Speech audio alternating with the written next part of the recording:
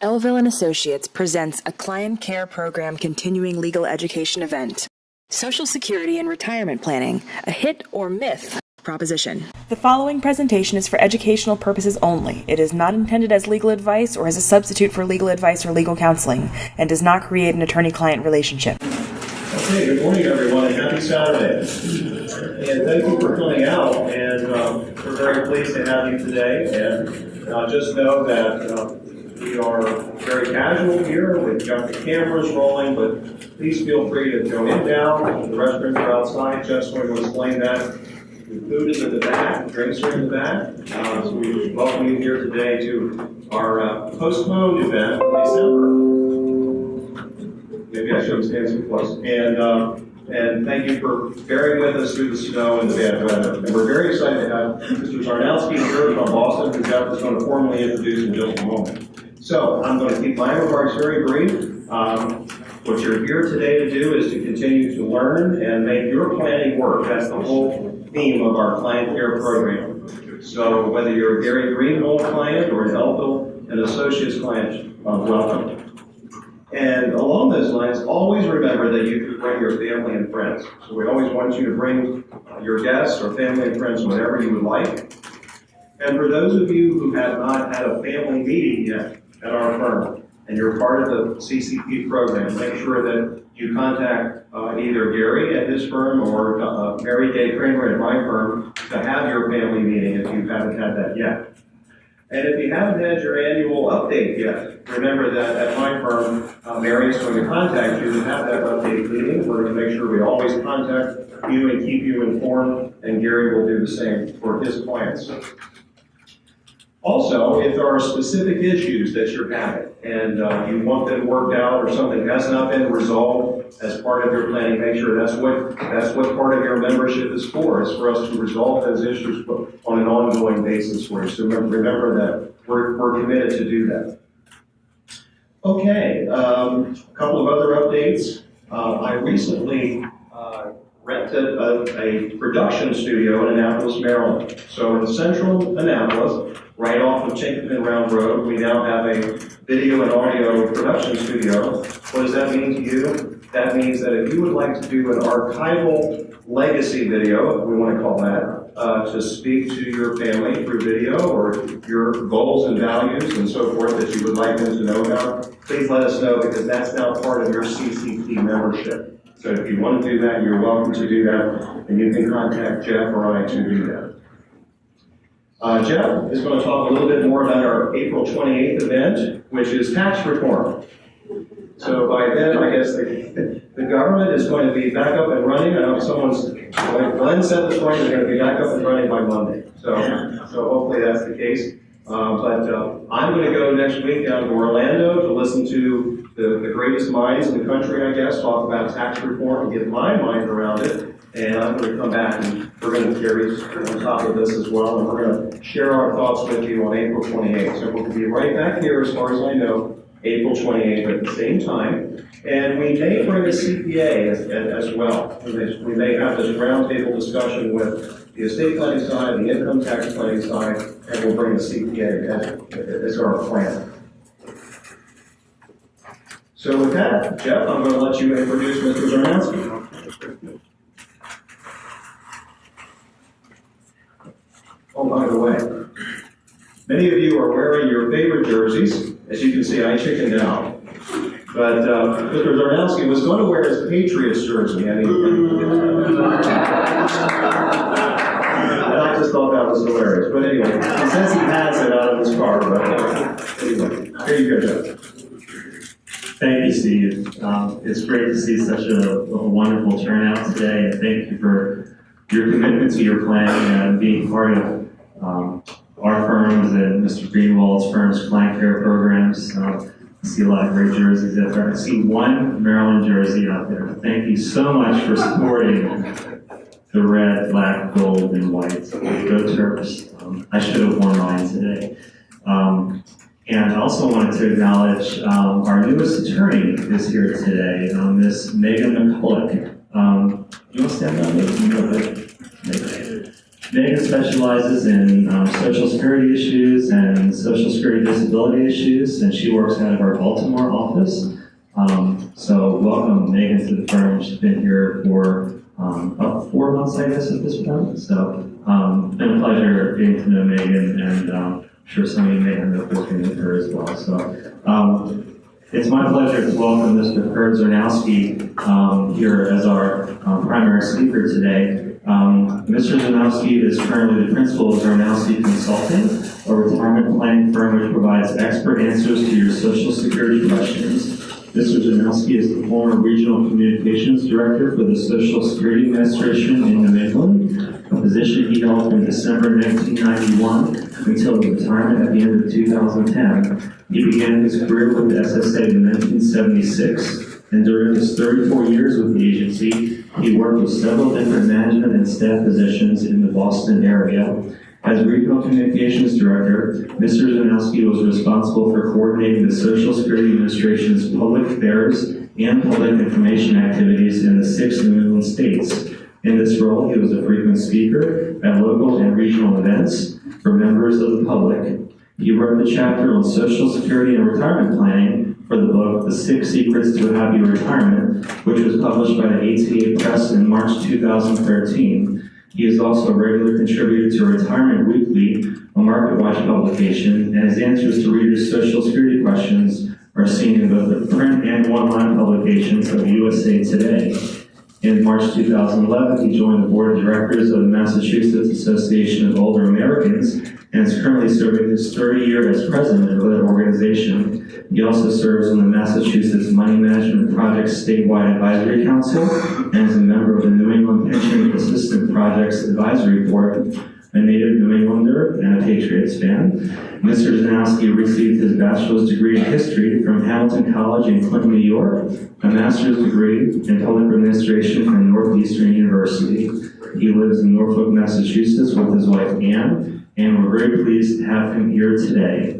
Mr. Kurt Zarnowski, everyone. Good morning, everyone. Good to be here. Jeff said here, Kurt Zarnowski, currently the principal in Zarnowski Consulting. Those 1 or 2 in the room that are intimately familiar with us, proud to say we're an international consulting firm whose world headquarters conveniently located in the basement of my house in Norfolk, Massachusetts. But don't worry, Zarnowski Consulting, we always say we provide expert answers to your Social Security questions. Why can I say that simple? Jeff referenced, I worked for the Social Security Administration for 34 years, last 20 years of my career. I was a communications director in New England, which meant I spent my time out talking to folks about the program. And here's what I found out. Believe it or not, the Social Security program is now a little over 82 years old. And each and every month, the Social Security Administration pays about $77 billion in benefits. About 42 million people. On top of that, there's another 173 million folks, like many of you in this room, are now out there working and paying into the program. And what I saw during my time with the agency, and not on my own, is despite the age of the program, despite the size of the program, despite the economic impact that Social Security has in this country today, unfortunately, the myths and misunderstandings that are out there about what it is as well as what it isn't are frankly staggering. It's huge. Nobody knows nothing about the program. That's why I'm really excited. Accept the invitation to spend the next 7 or 8 hours with you. Hey, don't worry, there's dinner coming too. Now, spend a little time. Talk about some things I think it's important for you to know about what the program is, perhaps equally important than what it isn't. Why is it so important these days? Simple 2 words. Baby boomers. 75 million bucks. Baby boomers storming towards retirement.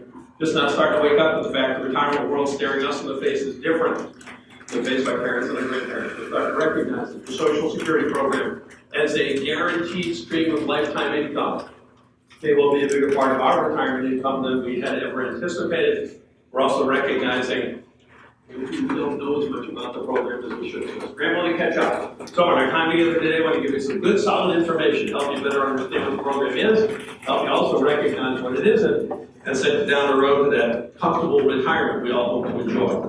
Okay, most important slide in the deck is going to be this one. You'll hear me refer to it over and over again. Key message for me, people need to understand that the Social Security program was created about 82 plus years or so ago.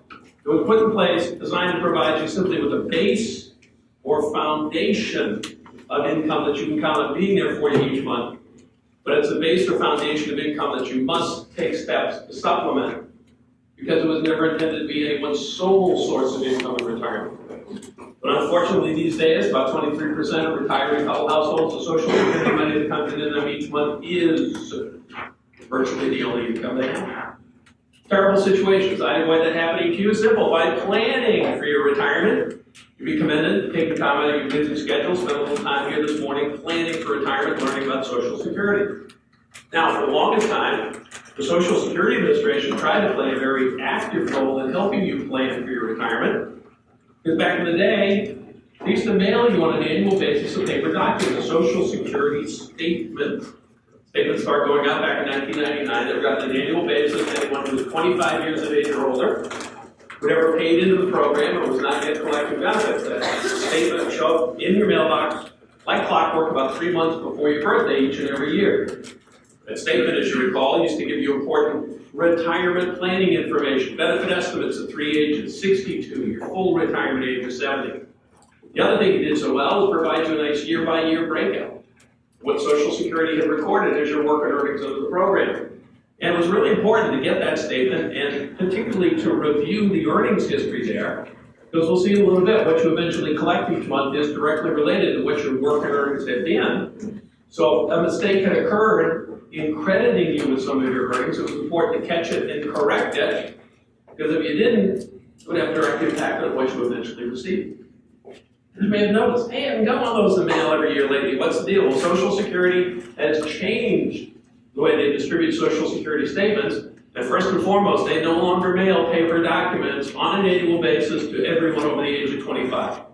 Instead, what they've done first and foremost is put in place a system whereby if you go to www.socialsecurity.gov/myaccount, take about 10 or 15 minutes or so, set up your own individual Social Security account. A byproduct of having that account in place is you'll be able to download the Social Security statement for yourself whenever you want one. And I encourage you to do that if you haven't done it yet. But Social Security has also said they've decided to resume mailing paper documents, but on a very limited basis. And here they say right now is that if you are 60 years of age or older and haven't set up your own Social Security account, they will mail you a paper statement, same old schedule, about 3 months before your birthday on an annual basis. But that's it for mailings. So anyone under the age of 60, the only way you can get a Social Security statement is by setting up that individual Social Security account. But my view is whether you're 60 or older, I think it makes sense to set up that Social Security account because you're going to come in, meet with some folks, do some retirement planning. Having a current Social Security statement in hand is going to make that a more worthwhile exercise. So if you haven't set up your account, I encourage you to do that. Important byproduct right now, you will be able to get a Social Security statement for yourself whenever you want. And just think about the statement, as I mentioned. Get your benefit estimates only at 3 ages. 62, your full retirement age of 70. And in preparing the estimate in the statement, because Social Security has no idea what your future work plans are, it makes the calculation on an assumption that you're going to keep working, make the same amount of money you made for the past couple of years. We know as well as I do when planning for retirement, may be interested in collecting benefits at something other than just those 3 ages. You'd also be interested in figuring out what would happen to your Social Security benefit if you, I don't know, quit work on Monday and never went back to work. Or maybe went part-time in another couple of years. So I'll remind you about another planning tool you should avail yourself of. It's Social Security's online retirement estimator. Really, the estimator is you work with your own Social Security earnings record without the need to go back and key in all of your prior year earnings like you have to do with certain other commercial software products. But now with the online estimator, you can develop what-if scenarios. Your heart's content. Want to find out how much you get each month from Social Security if you started to collect it, I don't know, 64 and a half, or 68 and 8 months, or whatever age you're interested in. And or you can find out what would happen to your Social Security benefit if you did indeed quit work on Monday. Or maybe you went part-time next year, perhaps even took a second job. So both of those retirement planning tools, the online statement, the online estimator, you should take advantage of those. Both designed to help you recognize programs going to get you this base, this foundation, but hopefully you'll also realize, I need to find ways to supplement what I'm going to get from Social Security because it was never intended to be your only source of income in retirement. And obviously, the sooner you start to take those steps, to supplement your Social Security, the more likely you are to have that comfortable retirement we all hope for. So, a quick review: how do you get coverage and protection under Social Security? You do because you work in a job where Social Security or payroll tax is deducted from your pay. You as an employee pay 6.2%, your employer matches that. If you're self-employed, you have the privilege of paying both the combined employer-employee rate. Now, the question is though, sure, I'm working in the job where I'm paying into the Social Security program. How long do I need to work in order to qualify for benefits? In other words, how long do I need to work in order to vest in the program? A little bit of history. When Social Security started back in 1835, they talked about earning what were called Social Security quarters of coverage. They were the abbreviation QCs. And back in the day, to get covered and protected under Social Security, if you worked in a job under Social Security, during a calendar quarter of the year, you made at least $50 during that calendar quarter. Because there's 4 quarters in a calendar year, you could earn a maximum of 4 quarters of coverage if you made at least $50 during each one of those calendar quarters. But to qualify for those 4 quarters, you need to work throughout the entire year. Well, in 1978, though, Congress changed the system, made it easier for folks to qualify for Social Security benefits because they moved away from this calendar-driven system of quarters of coverage. So now you get coverage and protection by earning what are called credits. Excuse me. When the system changed in 1978, you would earn 1 Social Security credit for every $250 in earnings that you had subject to Social Security during the course of the year. No matter when you made it.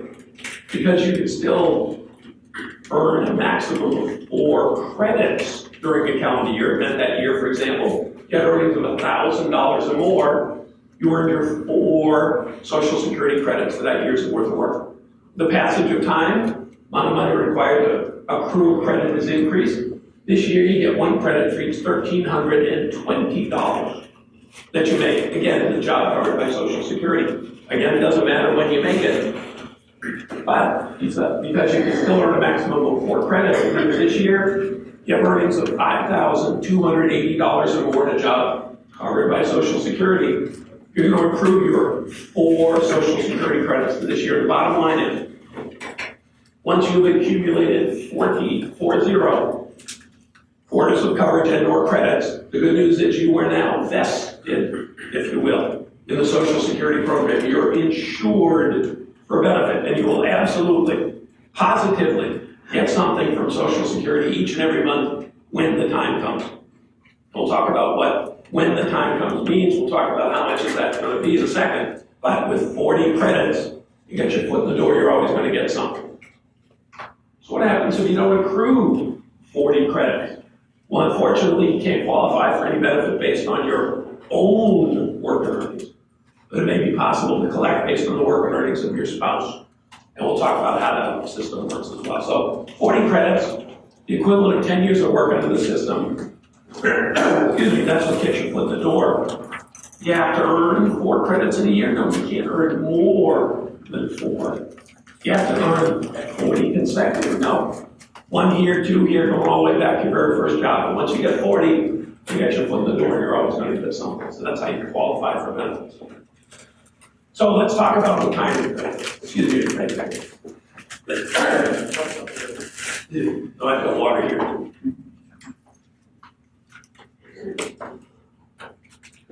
Let's talk about retirement benefits. The big question people ask these days is, well, when should I take my money? So understand this, some of the rules of the program. You get choices, you've got options. What I can try and do today is make sure that you understand what those choices and options are. In other words, I can help you understand what you can do under the program. But ultimately deciding what you should do, it's your choice, your decision. I can't tell you what you should do. But my view is, unless and until you fully understand what you can do, you're in a position to decide what you should do. So let's make sure you fully understand your choices and options. As we go through the exercise, I always say, you need to start by making sure you know what is called your full retirement age for Social Security purposes. When the program started back in 1935, Congress said full retirement age is the month you turned age 65. And it was that for everybody without exception. And it continued to be age 65 until 1983, when Congress changed the law, increased Social Security full retirement age for anyone born 1938 or later. Increase has gradually been phased in over time. We're at the point where for a big chunk of us baby boomers that was born between 1943 and 1954, our Social Security full retirement age is the month we turn age 66.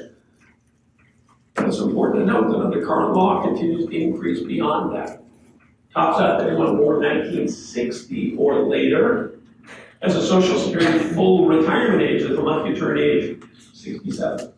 Now, understand this, collecting at full retirement age, that isn't your only choice, it isn't your only option. But make sure you know what yours is, because you'll see as we go through the discussion, a lot of features of the program flow from at least having reached your full retirement age, to make sure you know your own individual full retirement age. Now, the rules of the program, oh, there's a little nip of something in there. A little Irish coffee is right. Under the rules of the program, you have to start taking your money the month you get your full retirement age. That means one thing and one thing only. It means you'll collect 100% of the amount your work earnings entitle you to draw. We'll talk in a second how that all gets figured. And that's what full retirement age is, 100% of your work earnings. But among the options you have to start before full retirement age, if that makes sense for you. And under the rules of the program, you have a lot of choices. And you can start as early as age 62 if you choose to do so. And here's the thing, Social Security, as the name implies, is a social insurance program. And so Congress has built certain social goals into it. And one is to hope that everyone ends up with roughly the same amount of total lifetime benefits, regardless of when they start to draw them. So under the rules of the program, you have to start taking your money before you've reached your full retirement age. By starting earlier, in theory, then you'll now be collecting for a longer period of time. So you're gonna find that you get less on a monthly basis. How much less? It's roughly 0.5% per month less.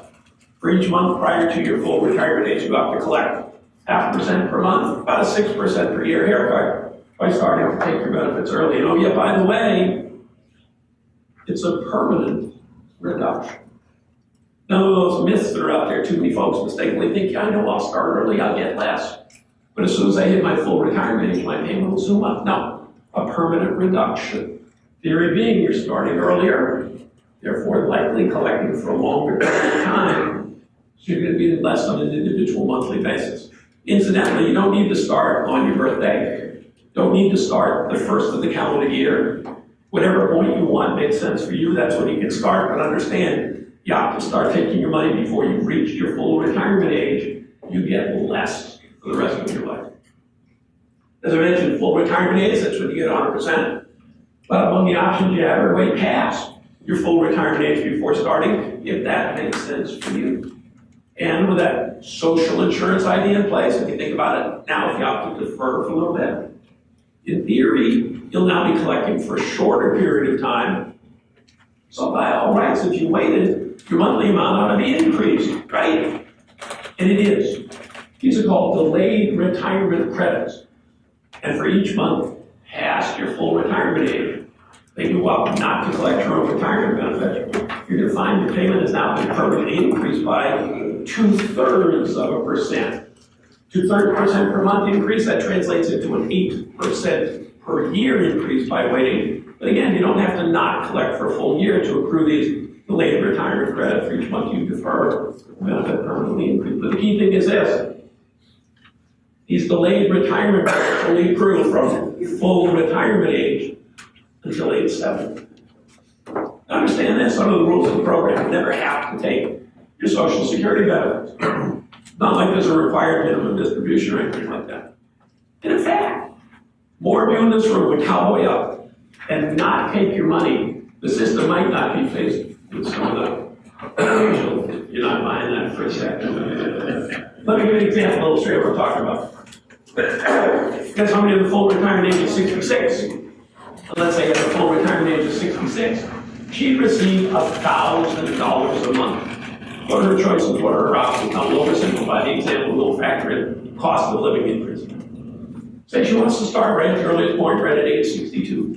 At age 62, She receives 75% of the amount she'd receive if she waited until full retirement age. In other words, starting at age 62, doesn't get $1,000 a month. No, she gets $750 per month in continuum. Well, yeah, she's getting $250 less each month than she'd receive if she waited. But the trade-off, obviously, starts to receive that lower amount sooner, and in theory, collects it for a longer period of time. We'll say she wants to wait start at age 63. Her payment would be higher with a reduction factor. Works out at age 63, she'd get $800 a month in continuum. Wait till her full retirement age of 66. That's when she gets the full $1,000 a month that her work and earnings entitlement to receive. Let's say she wants to wait a little bit because that makes sense for her. Wants to wait 1 year. Start at age 67. And 1 year worth of deferral means her payment when she starts to take it, it's going to be 8% higher each month, meaning your benefit's going to be $1,080 per month in continuing. She waits all the way until age 70, accrues the maximum of 4 years worth of delayed retirement credits, means the payment she starts to collect is now going to be 32% higher than her full retirement age amount, an 8% increase for each of those 4 years she's waited. By the way, it's simple interest, not compounded. But it means her payment at age 70 is $1,320 per month in continuing. Well, say she wants to wait and start at age 72. Still give you that $1,320, right? Because there are no additional delayed retirement credits past age 70. Bottom line is your choice, your decision. What are the things you ought to be thinking about? You know as well as I do, your health for one, huh? Longevity. For second factor, I always like to ask, you come from a family of long liver? Or do you come from a family of short pancreases? Hey. It's a line out of the movie Goodbye Columbus, 40-something years ago. You need the money, you're going to keep working. All those factors come into play. The whole idea always used to be based on average life expectancy. Really shouldn't matter. But you know what, life expectancy is increasing. Social Security numbers say if you're a 65-year-old man today on average, you'll live to age 84. 65-year-old woman on average, you'll live to age 86. But even more telling to me, Social Security numbers say today's 65-year-old, 1 in 3 expected to live to age 90, 1 in 7 expected to live to age 95. My view tends to be for most of us boomers, as we head into retirement these days, if we have any type of pension at all, far more likely to be that defined contribution type, 401k, 403b, 457. We're walking out the door, not with that guaranteed stream of lifetime income like we used to have with that traditional defined benefit pension. No, we're walking out the door with a pile of money. And we're discovering the burden has been shifted onto us. Figure out how to make this pile of money last for this extended period of time of retirement. So my view tends to be that later in retirement, for many of us, that pile of money will have been reduced. Later in retirement, for many of us, our healthcare costs may be higher. So you may have a greater need for a higher monthly income later in retirement than when you make that initial transition. And one way you can help meet that anticipated need is by delaying the start of your Social Security benefits. But again, not for me to say, it's your choice, your decision. You're the ones who worked, you're the ones who paid into the system. But again, my view tends to be, and I tend to think that good things come to those who wait. But again, your choice, your decision. I want you to make that informed decision. And understand the basic principle is you start sooner, you're given less per month for the rest of your life. You wait longer before you start, you're given a higher amount for the rest of your life. But when Congress set that increase rate and decrease rate so many years ago based on average life expectancy at the time, yeah, it was all supposed to come out about even. But again, because life expectancy is increasing, that's why I tend to think that good things do come to those who wait. But again, keep repeating, your choice, your decision. Yes? Let's say you wait to retire until your age 66 and a half, 6 months. Then would you get a boost of 4%? Everybody get a question? Full retirement age is 66. You ought not to collect at 66. You have to start collecting at 66 and a half, all right? I'll paraphrase. What type of increase do you get? Delayed retirement credits grow at the rate of 2/3% for each month you've deferred. So you wait 6 months, you don't get the full annual increase, but you do get that 4% bump because you've deferred for that 6-month period. The same way, take it early, the reduction is on a month-by-month basis. For each month prior to full retirement age, your payment's reduced by 0.5%. You opt to defer, Past full retirement age, your benefit is increased by 2/3% for each month that you wait. And do they base that on a whole month, let's say January, February, March, or is it a 30-day period? Because you know how the government. Calendar months. So, and the important thing is, so let's say you're born January 15th. You turn 66 in January, that's your full retirement age month. You start collecting benefits effective with the month of January, and it doesn't matter that you're born on the 15th or the 20th or anything like that. That's when you get 100%. You have to wait till February before you start. That's 1 month past your full retirement age. Your payment's going to be 2/3% higher because you waited that 1 month, but it's on a calendar month basis. Incidentally, quick reminder for folks who are younger or have full retirement age something other than age 66. Let's say you have a full retirement age of 67 because you're born 1960 or later. It's important to point out, under current law, you can still start to collect retirement benefits as early as age 62 if you choose to do so. But here's the thing, full retirement age is 67, you start at 62, you're actually now going to be collecting potentially for 5 years prior to full retirement age. You'll find that your payment, if you start at 62 with a full retirement age of 67, you'll be given 70% of what you'd receive if you waited till full retirement age. Again, in theory, reduction because you're collecting for a longer period of time. And by the same token, under current law, these delayed retirement credits only accrue till you reach age 70. So you get a full retirement age of 66, delayed retirement credits accrue from full retirement age until 70.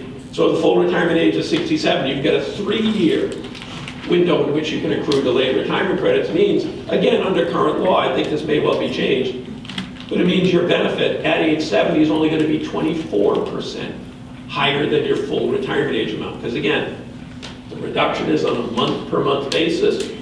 The increase, month-per-month basis by deferring, but only up until age 70. Yeah? Someone who's 70 and continuing to work full-time, is there any benefit to not collecting Social Security at age 70? So the question is, age 70, still working, is there any benefit to not collecting? Well, there may be a tax implication of collecting, because we'll talk about how Social Security benefits get taxed. But the important thing is, by waiting past age 70, you see no additional increase in your benefit because you waited past age 70. Now we'll talk about how work impacts your ongoing ability to collect. We'll talk about that in a second. But there are no additional increases past age 70 because you haven't started to collect. So basically, think about it, you kind of got this continuum, start as early as 62, doesn't make any sense to wait past age 70. Question is, what point along that line makes the most sense for you? Recognizing you start prior to full retirement age, you get less. You wait past full retirement age before starting, you're going to get more. Again, your choice, your decision. All right. Second big area I get questions about is, well, how do they figure out how much I'm getting anyway? Understand this, as I said a while ago, there is a relationship between your work and your earnings and what you eventually collect. We'll see in a second, it's not a perfect correlation. But in calculating anybody's benefits, Social Security uses a formula that Congress has written right into the law. Formula is a number of different steps in it. First step, an important one, Social Security does go back and adjust all of your prior year earnings for inflation. Bring them up to what they are in today's dollars, calculating your benefit. Then once they've done that though, they calculate your benefit based on an average of your highest, wait for it, 35 years of work under the system. Another one of those huge myths. I don't know how many folks out there mistakenly think it's your high 3 or your last 5, like some other pension systems. Social Security benefits are based on an average of a lifetime of earnings, which these days defined as your highest 35 years of work under the system. So what happens if you don't have 35 years where you paid into Social Security? You've taken time out of the workforce to raise kids, care for aging parents, or perhaps work for a while in a job where you weren't paying into the Social Security program. Unfortunately, no provision for that. There's still going to be an average of your highest 35 years of work. And if you don't happen to have 35 years of something, zeros get plugged into those additional years. It lowers your average monthly wage. It lowers your monthly benefit because ultimately they're coming up with a dollar amount that represents your average monthly wage. And then once they've done that, they apply benefit formula really quickly. So you get somebody average lifetime earnings of 35 years, $500. Monthly benefits 2261. How do we get at that? Because you take 97 first, 895, 32, that's for 42. Yeah, money. Any questions on it? So if I recently got a statement, they have already calculated that adjustment in there? Yeah. You know, Social Yep, Security. yep. Yes? Is it 35 consecutive years or just 35 whenever years? Great question. Is it 35 consecutive years? Doesn't have to be 35 consecutive years. It's your highest 35 years, and again, of inflation-adjusted earnings, going all the way back to your very first job. All right? All right, so we come up with this dollar amount. Here's the thing I want to point. Hey, one more thing, and I'll take another question. Just a quick reminder. It's another instance of Social Security being that social insurance program. And when Congress put that formula in place, they recognize that people in lower paying jobs are less likely to have a pension, less likely to be able to save for their retirement during their working years, because they need that money for food, clothing, and shelter. So the system tries to help someone who's been a long time lower earner by providing a monthly payment amount, which is intended to replace a higher percentage of that person's pre-retirement income, somewhere in the neighborhood of 55%. Now, for somebody who's been a higher earner, by all means, they get more each month in absolute terms than the lower earner does, but if you look what that payment represents, it's actually designed to replace a smaller percentage, around 34% of somebody's pre-retirement income. And for the average worker, Social Security payments only intended to replace around 41% of that person's pre-retirement income. In no case, high earner, low earner, or average earner is a benefit intended to replace 100% of what you're making at the time you retire, which leads us back to that first slide I showed you. It's vitally important to recognize programs simply designed to provide you a base of income protection. You can count on being there, absolutely, but it's a base of income protection you must take steps to supplement, because it was never intended to be your only source of income in retirement. Two numbers we think about today, and I'll take some questions. 2018, the average Social Security retirement benefit being paid, $1,404 a month. $1,404 average retirement benefits. Then I get asked the question, well, is there a maximum payment? Well, qualify it, 2018. Somebody who's at full retirement age of 66 this year, who for each of the past 35 years has had earnings at or above whatever the taxable maximum has been, because that's an important point. Each year there's a maximum level of earnings upon which Social Security tax is imposed. This year, it's $128,400. You make above that, you're not going to pay Social Security tax on that. So when it comes time to average somebody's earnings, Social Security only looks at an average as the earnings that have been subject to Social Security tax. So 2018, somebody at full retirement age of 66, who for each of the past 35 years has had earnings at or above whatever the taxable maximum has been, this year he or she receives, drum roll please, $2,788 a month. $2,788. Maximum full retirement age, $1,404 average benefit. About $16,000 a year average, $33,000 a year plus maximum. A base, foundation, good solid base and foundation. One other comment, I'll take some questions. If I'd been given the full 8 hours I was originally promised, we'd be going through this in excruciatingly painful detail. So I realize if there are engineers in the room, your heart broke. But I'll get your question in a second. You want to learn more about calculations and computations? I want to lead you to the Social Security Administration website, socialsecurity.gov/ and then the letters OACT, socialsecurity.gov/OACT, which is an abbreviation for the Social Security Administration's Office of the Actuary. Everybody knows what an actuary is. Actuary is somebody who doesn't have enough personality to be an accountant. Oh, all right, question in the back. Does it matter if you retired and then didn't work? Like I retired at 62, but I don't want to collect it until 66. Those will be all zeros.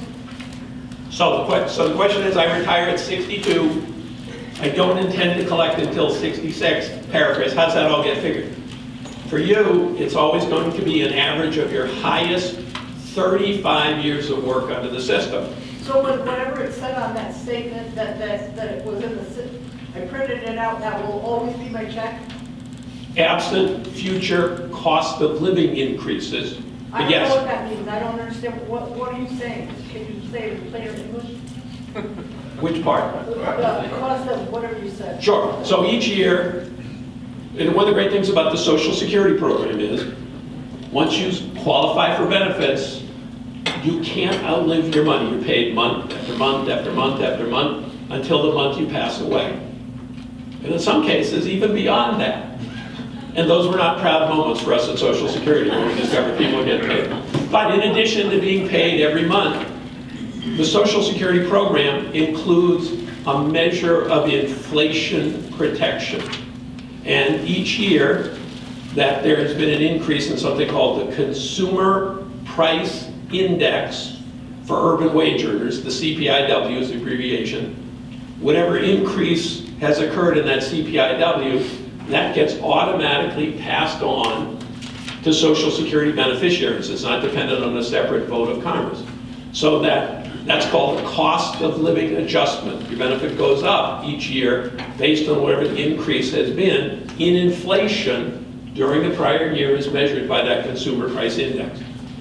Last year, or in October of 2017, Social Security announced that folks beginning this month would receive a 2% increase in their benefit payments because from the third quarter of 2016 to the third quarter of 2017, that Consumer Price Index measure increased by 2%. So the cost of living adjustment is the automatic increase in your payment each year based on whatever measure of inflation. So if there's no inflation going forward, yes, that amount you see, It'll never go down, but it will never go down. Okay. It will never go down. So, and often get asked the question, hey, if I quit work early, is that going to lower my Social Security benefit?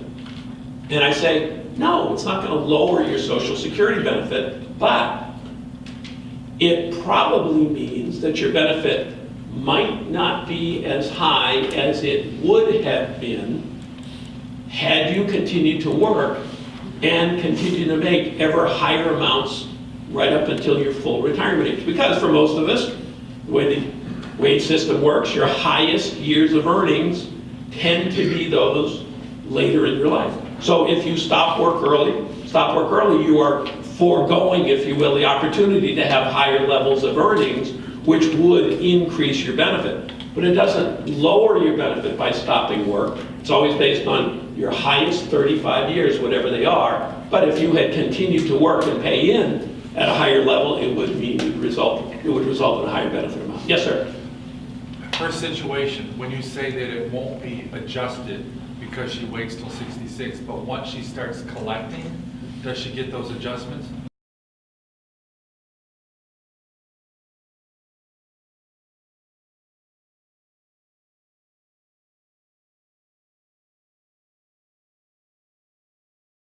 Can I have a follow-on question? Sure. I have the 40 quarters because I worked for the federal government 15 years. But before that, I worked, you said you have that 35 years. I worked under PERS for the state of Ohio, so I didn't pay the Social Security. Did they cap that money that I earned those years? No, because you weren't paying into the Social Security program. It's an average of your highest 35 years of work where you've been contributing to Social Security. But what if I don't have 35 years? If you have 10 years, you're always going to get something to get you your 40 credits. But once you've got that, when it comes time to figure your benefit amount, it's going to be based on an average of your highest 35 years of work. So if you don't happen to have 35 years of something, let's say you have 15 years where you paid into Social Security, your benefit's going to be based on an average of those high 15 years plus 20 years of zero earnings. Lowers your average monthly wage, lowers your monthly benefit. All right. So we talked about when you can collect, we talked about how benefits are figured. Yes? Just to reiterate, you had mentioned that the maximum that you can receive from Social Security is $2,780. And is that based on a salary of greater than $128K for 3 years? Is that, or can you explain over that one more time? Sure. For me, please? for your limit. So again, it's based, your benefit is always calculated based on an average of your highest 35 years of work and earnings. So that figure I gave you, the 2788, that's for somebody who is at full retirement age of 66 this year, who for each of the past 35 years has had earnings at or above whatever the taxable maximum has been for each one of those years. This year, 2018, for example, you pay Social Security tax on the first $128,400 that you make. Last year, 2017, it was the first $127,200 that you make. It was something less than that. But that person, age 66, who for each of the past 35 years has had earnings at or above whatever the taxable maximum has been, that's the person who gets 2788 this year. Thank you. That's Yes. You said last 35 years. What do you mean 35 years in their past earnings? Is that right? Well, again, because the taxable maximum goes up year over year, to have the maximum, that 2788, they need to be 35 consecutive years, because if you have a couple of zeros in there, you may have had prior years at maximum earnings, but the maximum earning level would be lower for those prior years, but it's your highest 35. The highest 35 and absolute earnings.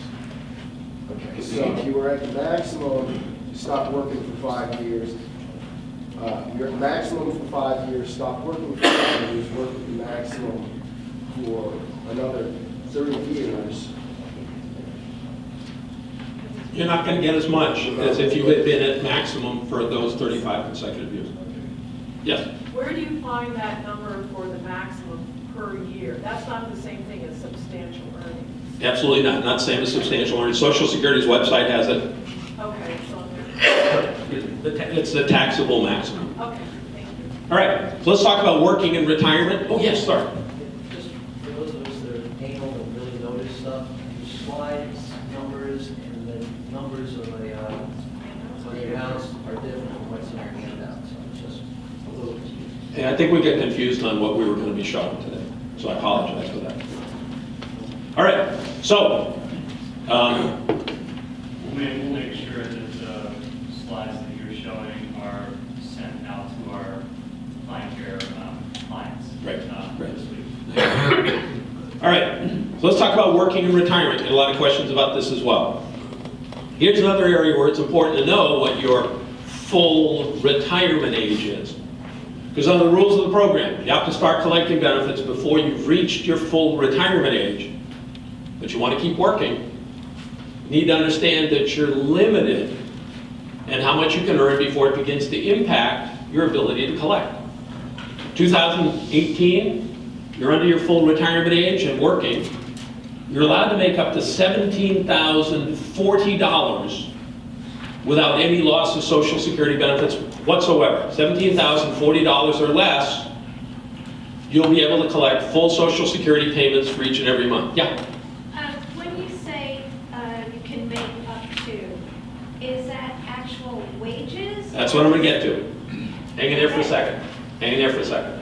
$17,040 or less, you'll collect benefits for each and every month. You make above that, doesn't mean you can't necessarily collect at all, but it means Social Security then is required to start holding back $1 in benefit payments for every $2 that you're over the threshold. So, what counts towards that $17,040? Two things only: wages or net income from self-employment. In other words, earned income only.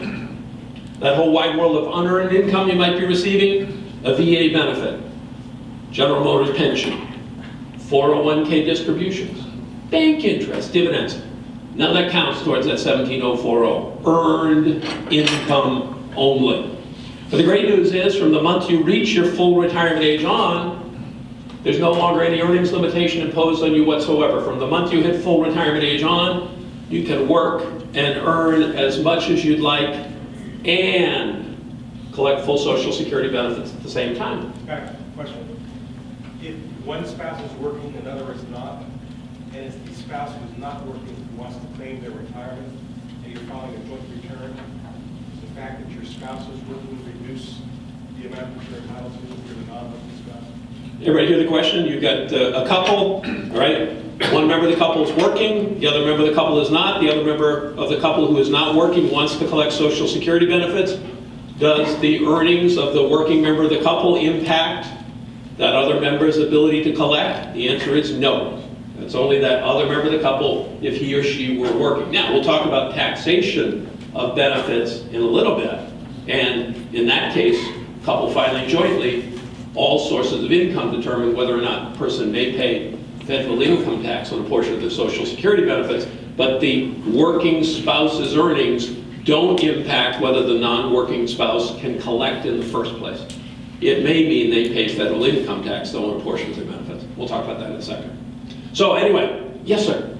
So the number there, 17,040, is based on wages and net self-employment income. Yep. Is it and or? So if you have both wages and self-employment income, it's going to be combined together? Combined, and. It's and. Yep.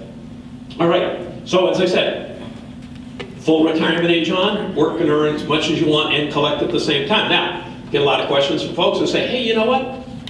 I'm retired, but I'm thinking about going back to work. I'm not going to have to pay Social Security tax on my earnings, am I?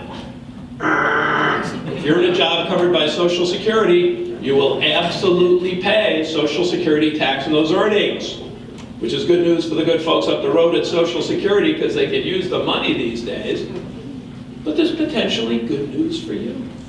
As I mentioned, your benefit is always calculated by averaging your highest 35 years of work under the system. And it's your highest 35 years of work regardless of when they occur.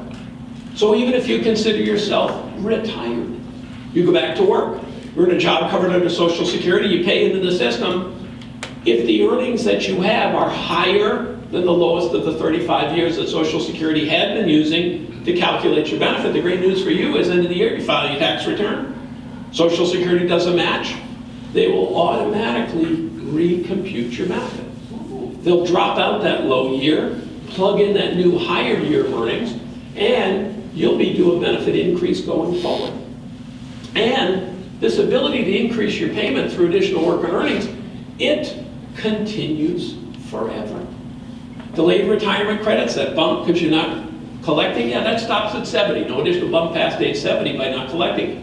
But no matter how old you are, if you're working, paying into the system, and your earnings are higher than the lowest of your 35 years, benefit's going to go up year over year. The other bit of good news, frankly, about working, after full retirement age, it never hurts.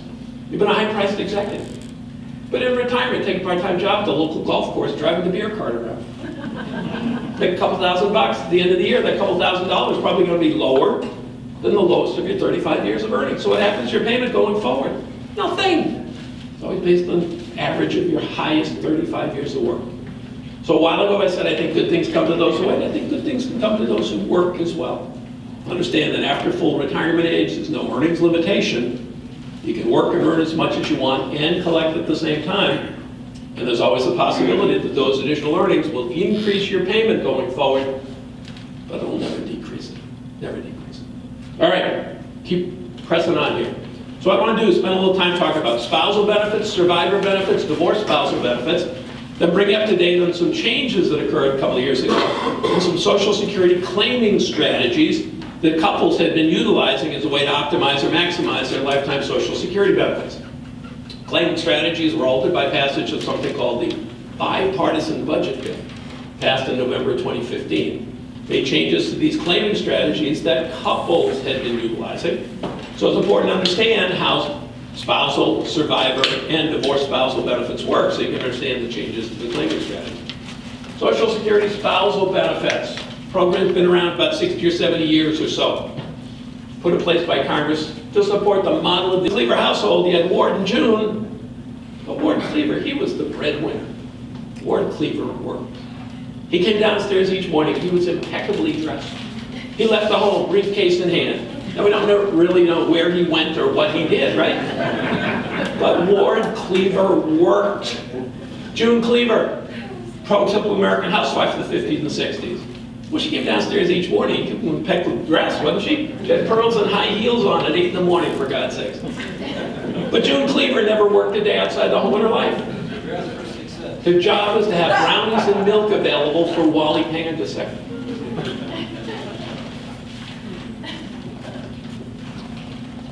Leave It to Beaver. It's on Nick at Night.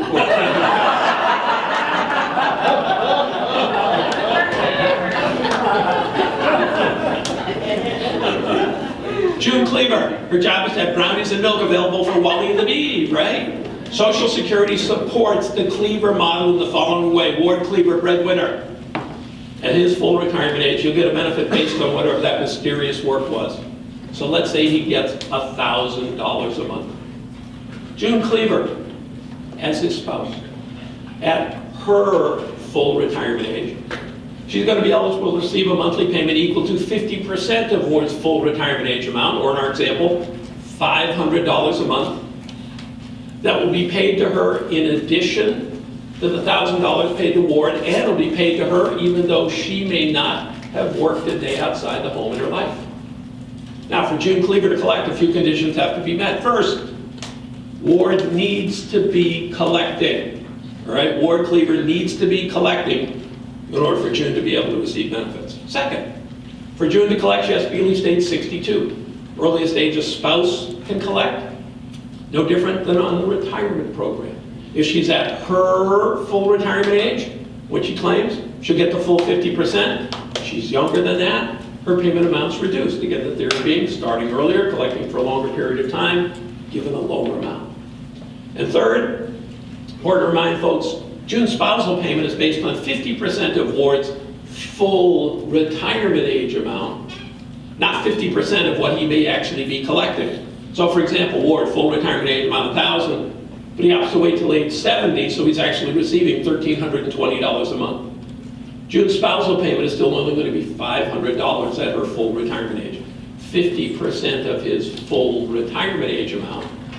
So in this instance, she gets less than half of what he's drawing. But by the same token, Ward, full retirement age amount $1,000, he starts at age 62, so he's getting $750 a month.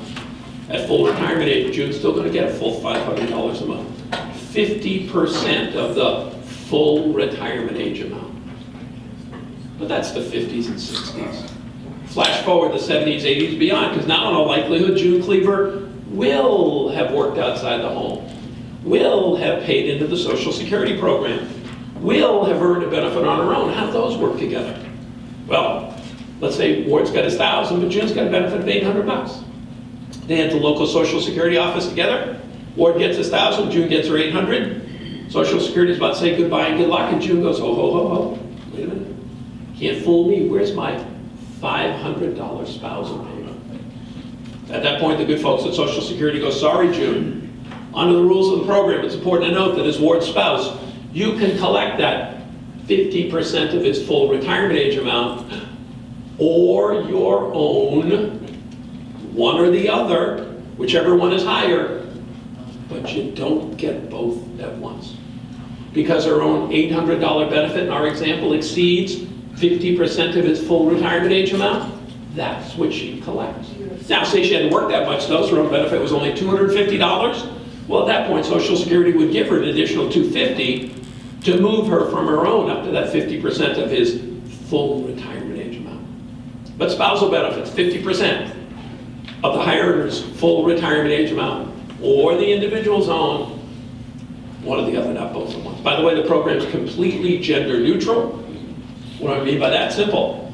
Let's say the Cleavers had been ahead of their day, so Ward was a stay-at-home dad in the 50s and June was the primary breadwinner. And everything I talked about would be completely true, that he could collect 50% of her full retirement age amount or his own. And I often get asked questions, well, what does Social Security do about same-sex marriage? And prior to June of 2013, Social Security was prohibited for paying spousal benefits in case of same-sex marriage because of DOMA, the Defense of Marriage Act, which said for federal benefit purposes, marriage is defined one man, one woman. But in June of 2013, in the Windsor versus the United States Supreme Court case, that provision of DOMA declared unconstitutional. So since that point, Social Security will pay spousal benefits in case of same-sex marriage. Spousal benefits. But here's some good news for June. That's if Ward dies. Yes, sir. Does the spouse have to collect on her own, or can she just collect her spousal benefit if it's more than on her own? What Social Security, so the question is, can you just collect the spousal benefit, or do you have to take your own, or whatever? Under the rules, we'll talk about one exception in just a second, but basically the rules say you always collect your own first, and then if your own is less than 50%, you're given additional money on top of that to bring you up to the spousal benefit. Basically, you collect your own first, with one exception, which we'll talk about in a couple of seconds. So, survivor benefits, as I said, good news for June, that's if Ward dies. Not good news for Ward, by any stretch of the imagination.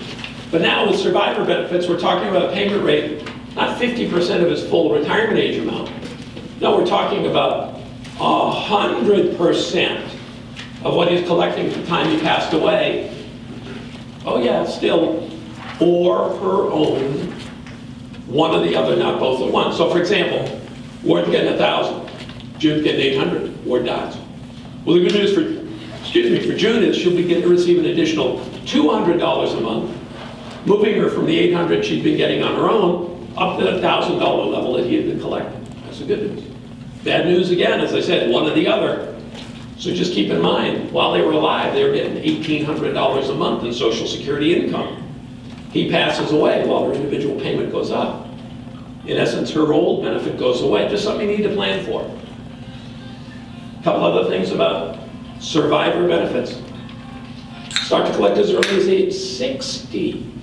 Under the rules of the program, widows and widowers can start to collect as early as age 60. The same concept holds. You take that lower amount, take the amount earlier, you're getting a lower amount. You start right at age 60, you get 71.5%. The other point I want to make about survivor benefits, as I said, you get one or the other, 100% though. So Ward, full retirement age amount 1,000, but he has to wait till age 70.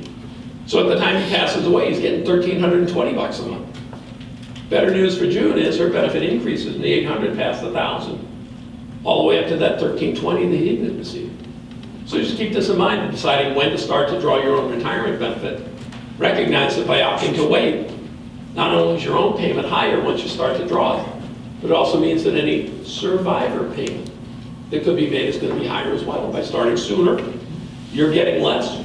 Also means any survivor payment is going to be lower than if you waited.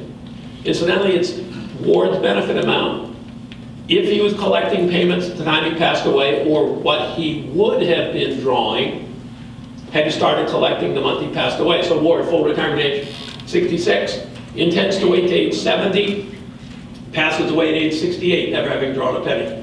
June's survivor benefit's going to be based on his age 68 payment rate.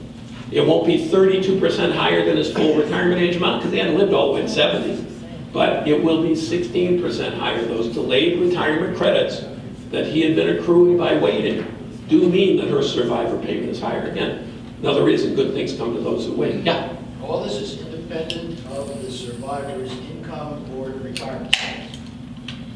Hang on to that. We're going to talk about that in about 30 seconds. So as I said, start as early as age 60. Quick reminder, though, about survivor benefits. As I said, you can collect on one account or the other at a time. You don't collect both payments at once. But it's important to remind folks that under the rules of the program, for example, June Cleaver, widow at age 60, she can opt to collect a reduced survivor benefit starting at age 60, collect, hit her full retirement age, apply for and receive at that point her own unreduced retirement benefit, or perhaps she wants to wait till age 70 before switching over, files for her own at age 70, her retirement payment will have accrued those delayed retirement credits, be 32% higher than she would have received had she started at her full retirement age. But again, she's collecting on one or the other at a time. Reverse is true. She can start to collect reduced retirement benefit at 62, for example, and at full retirement age, switch over, collect full unreduced survivor benefit, collecting on one or the other at a time. But the important point is this, and answer your question. Whether you're talking about retirement benefits, spousal benefits, or survivor benefits, and you're looking to collect prior to reaching your full retirement age, that earnings limitation we talked about a couple of slides ago applies. So June Cleaver, widow at age 60, making $500,000 a year. While she's old enough to collect the survivor benefit, she's not going to be eligible at that point because she's making too much money. But again, at full retirement age, that earnings limitation goes away. So under full retirement age, earnings impact your ability to collect, whether you talk about the retirement benefit, spousal benefit, or survivor benefit. All right, I glossed over a tragedy that actually befallen the Cleaver family, that after many happy years of marriage, Ward ran off with his 24-year-old secretary. And June divorced him. Can she collect based on Ward's work and earnings as a divorced spouse? The answer is potentially, if a few conditions have been met. What are those conditions? First and foremost, the marriage needs to have lasted 10 years prior to the divorce. Check. Second, for June to collect, she cannot be married.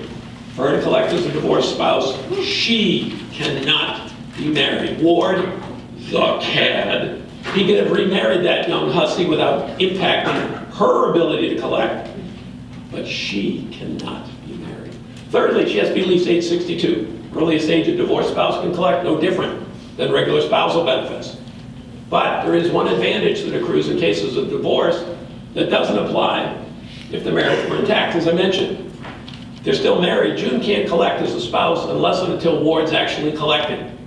What the law says in cases of divorce, as long as they're both 62 years of age or older, and the divorce was finalized at least 2 years ago, she can begin to collect based on his work record, even if he has not yet started to collect. Both have to be 62, divorce finalized 2 years ago. She can collect even if he has not yet started to draw. So those conditions being met, what's she entitled to receive? Simple, as if the marriage was still intact. She'd receive 50% of his full retirement age amount, or her own. One or the other, not both at once. Hang on just a second. He passes away, now she gets 100% of his or her own, one or the other. And the last point is this last bullet. The law designates divorce spousal payments as being absolutely, totally, completely independent of anyone and everyone else in the record. So Ward could have 3 or 4 exes. Each one of those, if the marriage lasted at least 10 years, could be collecting without having impact on anyone else. Yes? I'm not asking for myself. But I've got a friend who couldn't be here today. No, but one of my relatives, that third one, if you have been divorced at least 2 years, and you want to collect off of him, would he know that you were collecting off of him?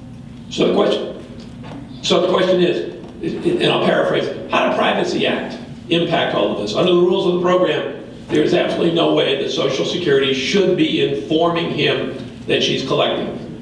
Collecting absolutely, totally, completely independent. He shouldn't know anything about her, and the same token, Social Security shouldn't be revealing any information about him to her as to where he is or anything like that. She should just be given a dollar amount. So what would she need to collect, just his Social Security number? So what would she need to establish eligibility? If she has his Social Security number, that would help. But then, when she applies for benefits, she'll need to provide a marriage certificate, a copy of the divorce decree to establish that the marriage lasted at least 10 years. Yep. All right, so we talked about spousal benefits, survivor benefits, divorce spousal benefits. I want to quickly touch on some strategies, then we'll take like a 2-minute stretch break, and then we'll have the big finish. 3 strategies we're going to talk about. File and suspend, claim some now, claim more later, and then what is now called the no-can do-over. File and suspend, you may have heard about this, read about this, wondered, what's it all about? Alfie? Oh, come on, that's a funny line. I know you're getting tired. Throw me a bone, will you? File and suspend, the old law, basically. We'll illustrate with the Cleavers again. This is a situation where Ward had worked, June had never worked.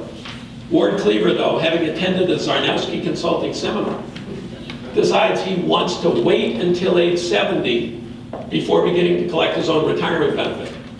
But he's wondering, is there something I can do to get June some spousal money while I'm waiting? And under the old file and suspend strategy, there certainly wasn't. Because under the old law, if Ward had reached his full retirement age, that's a key thing, had to be at full retirement age. He had the option at that point going to Social Security, applying for his own retirement benefit, and then asking to have his monthly payments suspended. By asking to have his payments suspended, he'd begin to not receive anything, but because he was not receiving anything, he'd be accruing delayed retirement credits, growing his benefit 2/3% per month, 8% per year. even though he had applied, he'd asked to have his payment suspended. But the beauty of the strategy was, under the old rules, Ward's merely having applied, even though he may have asked to have his payment suspended, meant that Social Security could make a spousal payment to June. She could draw that spousal benefit even though he was not yet collecting. Again, he had to be at full retirement age, file, asked to have his payment suspended. Social Security at that point was able to pay June, even though Ward wasn't being paid. What's the new law say? Well, basically, again, it was a bipartisan budget bill passed in November of 2015 under the new rules, under the new law. If you had filed and suspended by April 30th or April 29th of 2016, you were grandfathered in, you operated under the old rules. But since that point, while you can still file and suspend if you'd like to, the new rules say that if you ask to have your payment suspended, Social Security is now required to suspend the benefits to anyone and everyone else who might be collecting on your record. So that old situation where Ward could file and suspend and June could still be paid, that's what's been eliminated.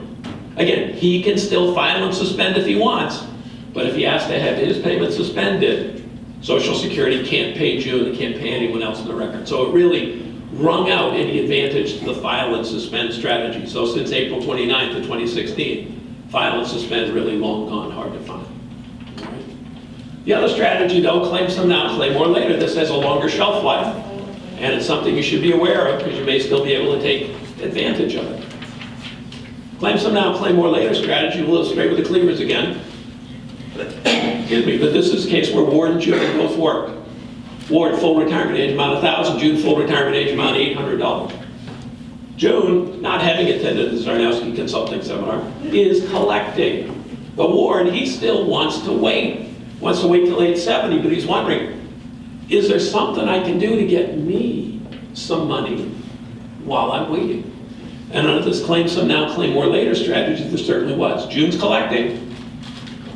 If Ward waited till his full retirement age, he had the option at that point of going to Social Security and, in essence, picking and choosing. He had the option at that point of taking just a spousal benefit without having to take his own retirement benefit first. Key thing was you had to be at full retirement age, because with Social Security, prior to reaching full retirement age, you never had that option. You always had to take your own first. With the old law, if you reached full retirement age, you could indeed pick and choose. Meaning, he'd be able to receive a monthly spousal payment, in our example, $400, half of June's full retirement age amount. At the same time, he was deferring collection of his own, accruing delayed retirement credits, growing his own benefit to 30% per month, 8% per year. It was a good deal. It was such a good deal that Congress eliminated it.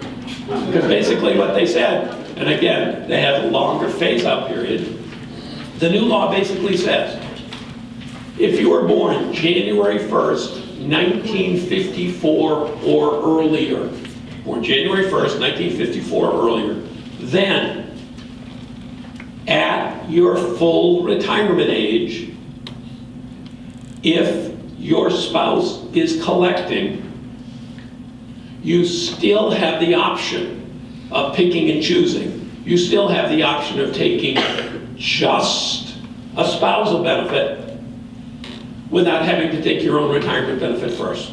Again, born January 1st, 54 or earlier, meaning you had reached age 62 by the end of calendar year 2015. Then, at your full retirement age, if your spouse is collecting, you still have the option of utilizing this strategy. You can still take just a spousal benefit, receive 50% of your spouse's full retirement age amount, and let your own grow.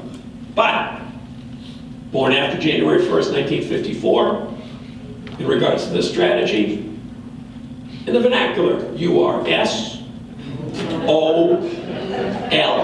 all right? Meaning, no matter what age you're at, when you go to Social Security, you don't have the option of picking and choosing. You're always required to take your own retirement benefit first, and if your own retirement benefit exceeds 50% of your spouse's full retirement age amount, that's all you get. You don't have the option. One more second. But the last thing, just a quick reminder on the change to the strategy, this doesn't impact what I talked about in terms of widows and widowers having the option of taking one and then claiming the other at a later date. Spousal benefits only. So again, you're born prior to January 1st, 54, at your full retirement age. If your spouse is collecting, you still have the option of taking just the spousal payment, allowing your own to grow, filing for your own at whatever point you want. Yes, sir? If we've got, let's go back to June and more. Mm-hmm. If June's has a social security benefit, but it's much smaller than Ward's, and they both start collecting that benefit. Mm-hmm. And then June goes to one of the seminars and finds out that Ward's, 50% of Ward's benefit is much higher than her own social security benefit.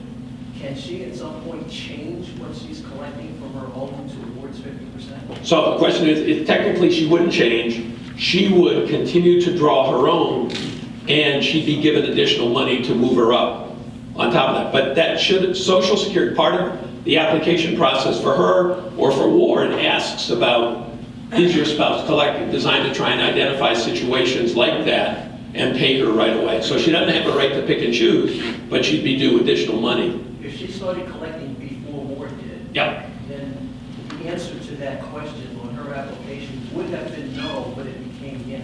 So, but it became yes when Ward applied. Right. At that point, Ward would have been asked, do you have a spouse? He goes, yeah, I got June. Social Security should have identified that June's own benefit was less than 50% of Ward's, and they should have taken steps to increase her payment at that point. I like a should have. What if they did? Then, if Social Security had that information, hadn't acted on it properly, then she's due benefits back to the time he applied. Absolutely. Yes? Just kind of shot at your former employer, but I have to tell you, I was covered by that, and I had an argument all the way with the second level supervisor that was the case. They're not aware of that in the offices. Yeah, well, they're getting there. No doubt about it. I've heard that too. You know, and I worked for Social Security for 34 years. By and large, like any large organization, you're going to have some people that are less good than others, and unfortunately, you probably stumbled upon a couple of less good ones. Yeah. Hopefully, it all came out, worked out in the end. Eventually, I had to go and find it in the law and take it to them. Yes, sir. Can you explain once again, when is your spouse, or if your spouse is eligible to apply for and receive Social Security benefits under this, what you've been talking about? So you just talk about the strategy or in general? No, just in general. All right. When is your spouse, or is your spouse eligible at some point? Sure. So, has your spouse worked and paid into the Social Security program for at least 10 years? Yes.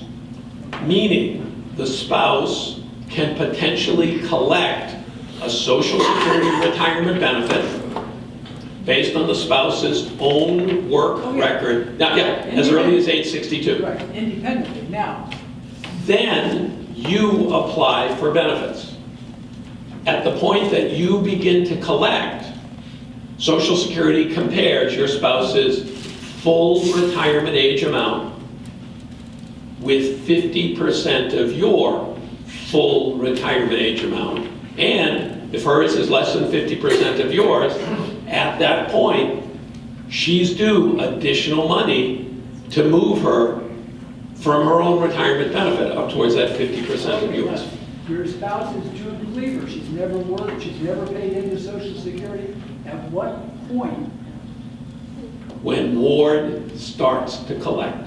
If she has never worked, never paid in, she has no eligibility based on her own work record, she can only collect as a spouse, which means she can only collect once you start to collect. Okay, supposing she has worked all these years but has never paid into Social Security because of the conditions of her employment. We're going to talk about that in a second. It's government pension offset situation.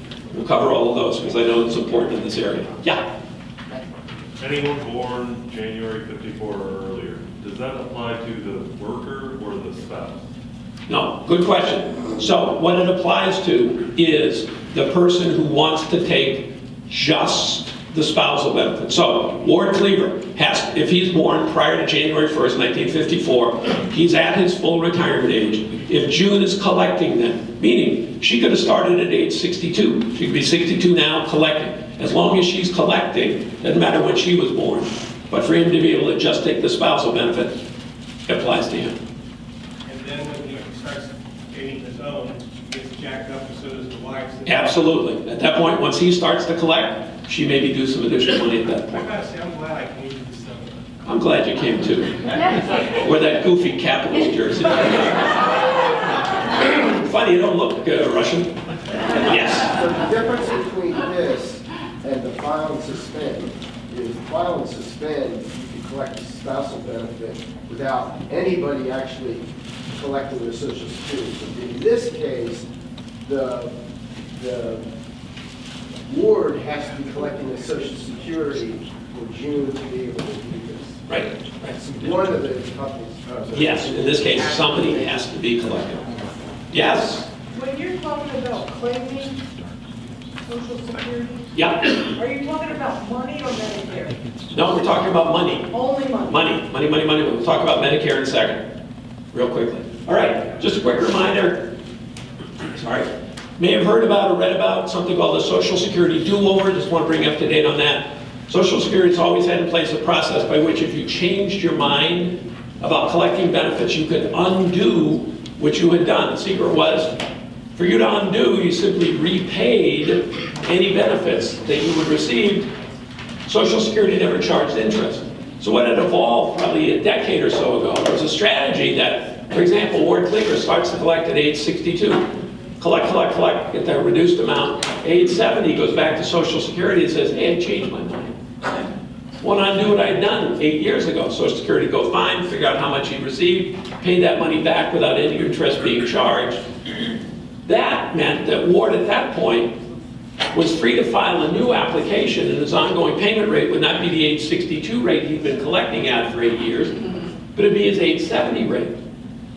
In essence, if you think about it, he would have received an interest-free loan from Social Security during this period of time, because all he paid back was the principal. This Social Security do-over was significantly changed at the end of 2010, meaning, since that point, if you change your mind about applying for and collecting benefits, you have a year, 12 months in which you can change your mind and repay and without interest being charged, and then reapply at a later date. After a year, you're kind of locked into what you're at. With one exception though, just a quick reminder. We talked about file and suspend being eliminated. Well, what was eliminated was the benefit of the strategy. But as I said, at full retirement age, you can still file and ask to have your benefits suspended. You can always ask to have your payments suspended. So for example, you start to collect at age 62, you're getting a reduced amount. You hit your full retirement age, you say, shoot, I wish I'd gone to that Sarnowski Consulting seminar earlier. I'd like to increase my benefit. Just a reminder, under the rules of the program, because you're at your full retirement age, you still have the option of calling up Social Security and asking to have your payments suspended. By doing that, you're not going to collect anything, and for each month going forward, now it's your reduced payment rate, that will grow by 2/3% per month, 8% per year. The downside is if you've got somebody collecting at the same time, the new rules say that person's payments are going to be suspended at the same time. But if you're the only person collecting, just keep in mind that after full retirement age, you still have the option of asking to have your payments suspended to accrue delayed retirement credits and grow your benefit rate.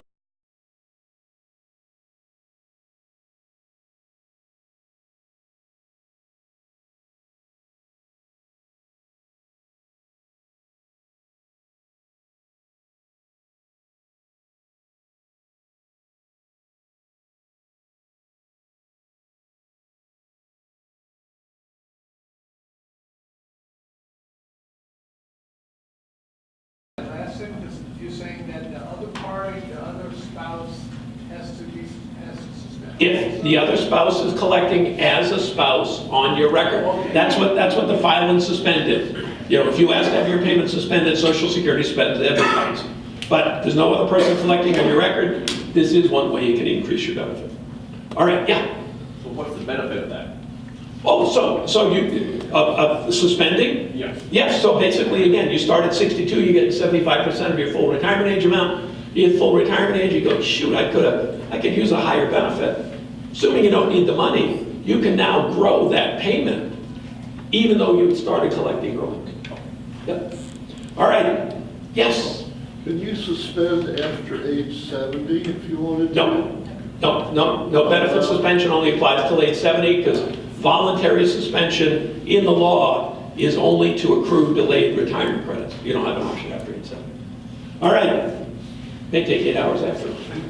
All right, just a quick reminder about taxation of benefits. Prior to 1983, Social Security benefits absolutely, totally, completely tax-free. That year, Congress changed the code, said if you're a higher income beneficiary, you'd be required to pay federal income tax on a portion of your payments. How they define higher income? Well, they said if you're a single tax filer at income above $25,000, a couple filing jointly above $32,000 that first year, you'd be required to pay federal income tax on up to 50% of the payments you had received in the prior year, get treated as ordinary income, tax at whatever marginal tax rate you were under. That first year, only about 10% of all Social Security beneficiaries paid federal income tax on a portion of their payments. What Congress didn't do, though, was index the thresholds. So here we are 33 years later, still a point where you're a single tax filer. Excuse me, this always chokes me up. Yeah, income above 25, a couple filing jointly above 32, you're now in a position you may have to pay federal income tax on up to 85% of the payments that you had received in the prior year. It's treated as ordinary income, taxed at whatever marginal tax rate you're at.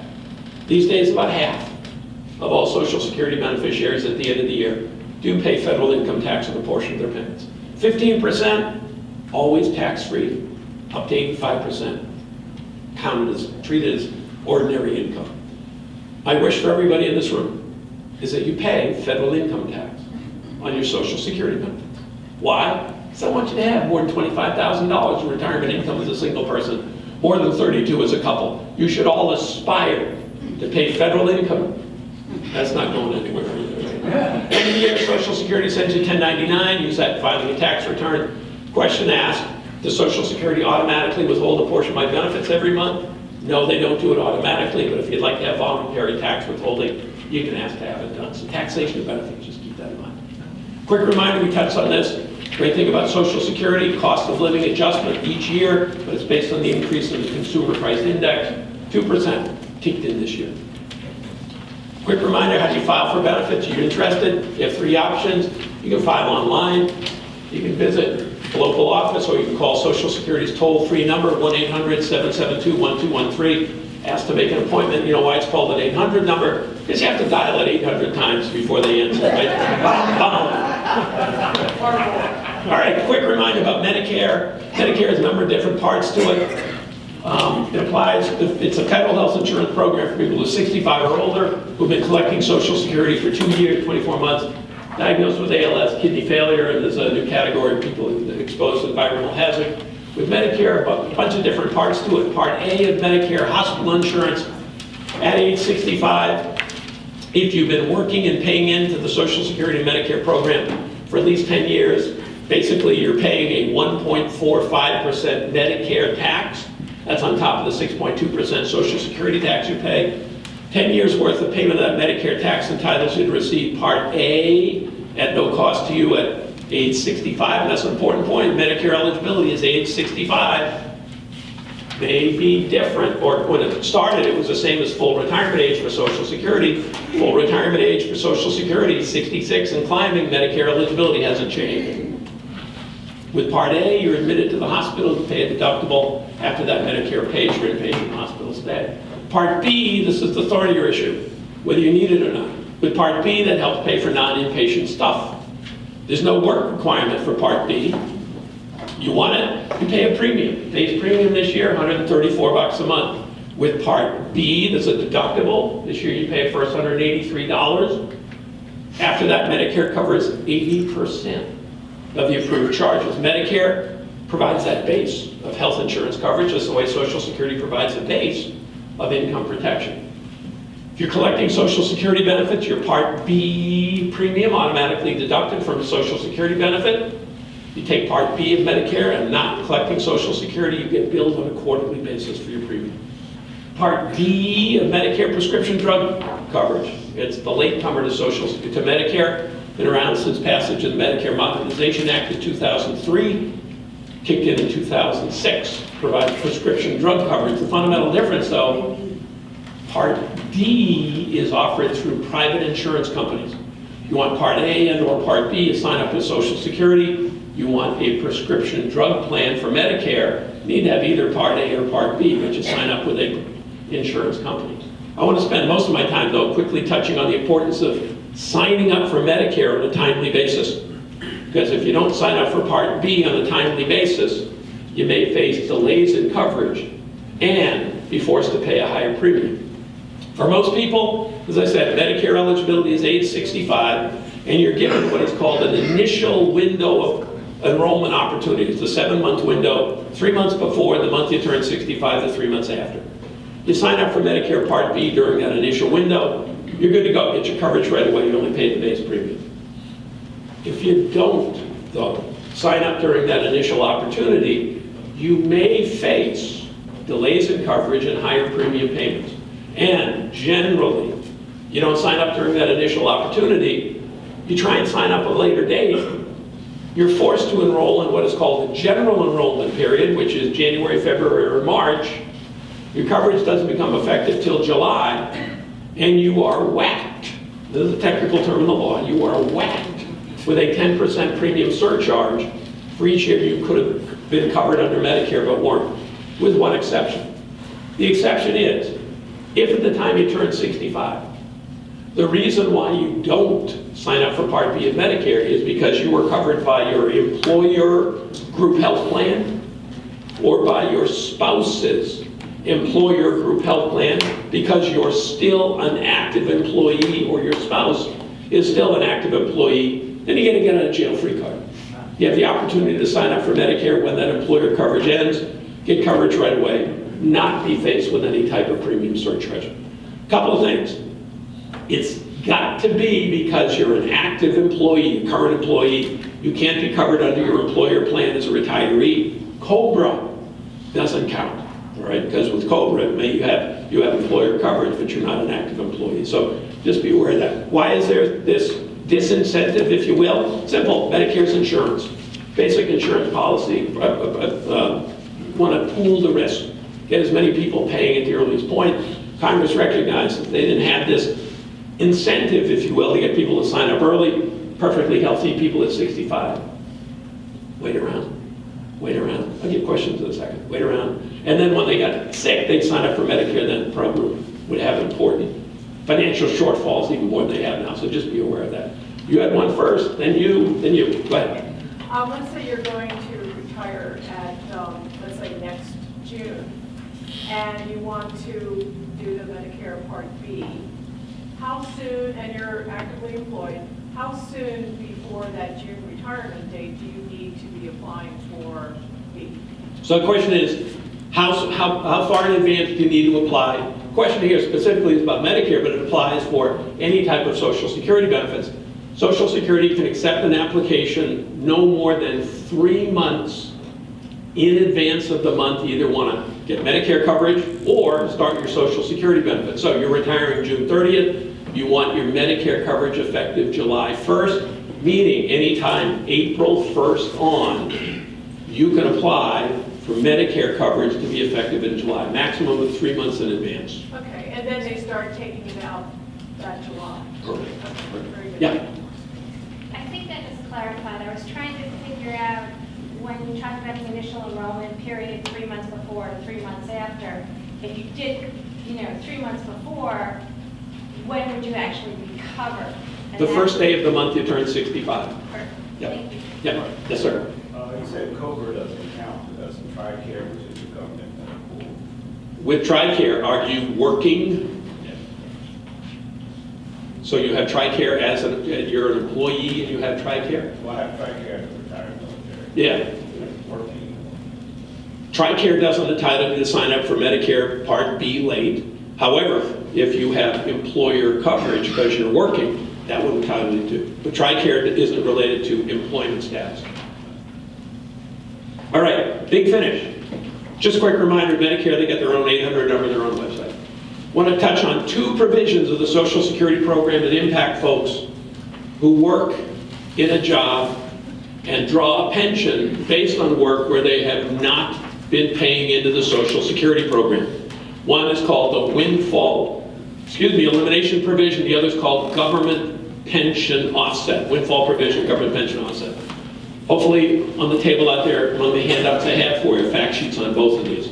But the windfall provision first, that applies to you. If you work in that job where you're not paying into the Social Security program, like I didn't. I worked for the federal government. I'm old enough that I was covered in the old civil service retirement system, so I was not paying into the Social Security program. I draw a federal pension based on unemployment. The windfall applies if you get that pension based on work not covered under Social Security, but in addition to your public service, you've accrued at least 40 credits. You've got 10 years of time under Social Security. And as I mentioned, with 40 credits, 10 years of time under Social Security, you're always going to get something each and every month from Social Security.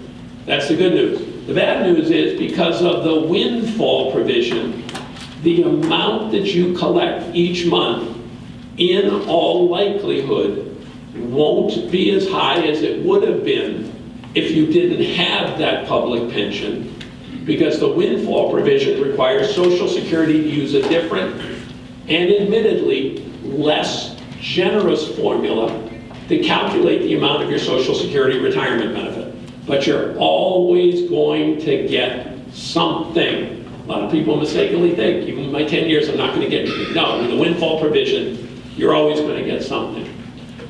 How big a difference is there? Well, in calculating the benefit for somebody who gets that non-covered pension, first couple of steps are the same. Social Security indexes your earnings, averages it over 35 years. But then the formula is different in that instead of 90% of the first $895, Social Security only gives you 40% of the first $895 of your average monthly wage. The remaining 2 steps are the same. So if you think about it, the maximum impact is going to be the difference between 90% of $895 and 40% of $895, or maximum reduction is going to be by $446. Quick example. Why does the windfall exist? Simple. Gets back to that fact. It's a progressive benefit formula. System set up so it helps people in lower paying jobs by replacing a higher percentage of their pre-retirement income. And what Congress recognized prior to the enactment of the windfall in 1983 was you'd have somebody who's been a long-time public employee, had cobbled together 40 Social Security credits. They come in to apply for Social Security benefits. Social Security calls up their wage record. All they'd have in front of them would be a record of their time under Social Security. All of that other non-covered work wouldn't be reflected. And Social Security would then be operating on an incomplete assessment based on just a quick look. It would look like this person would be one of those long-time low earners who ought to be given the benefit of that weighted benefit formula. Congress recognized, no. People with this additional public service, not paying into Social Security, probably shouldn't be treated as long-time low earners if you included both their covered and non-covered work. They shouldn't be. So the different formula designed to smooth out some of the weighting in the formula. But Congress also recognized that there may be people who are long-time employees under Social Security. And so an exception to the windfall provision is basically the more time you have under the Social Security program, the less of an impact your public pension has.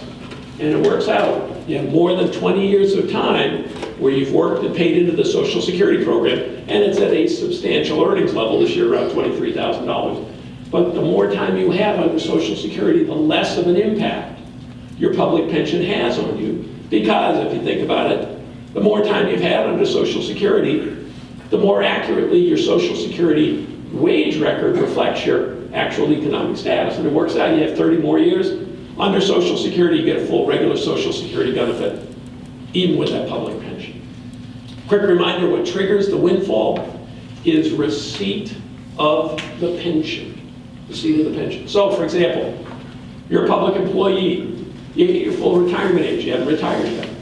Under the rules of the program, as we talked about, at full retirement age, work and earnings no longer impact your ability to collect.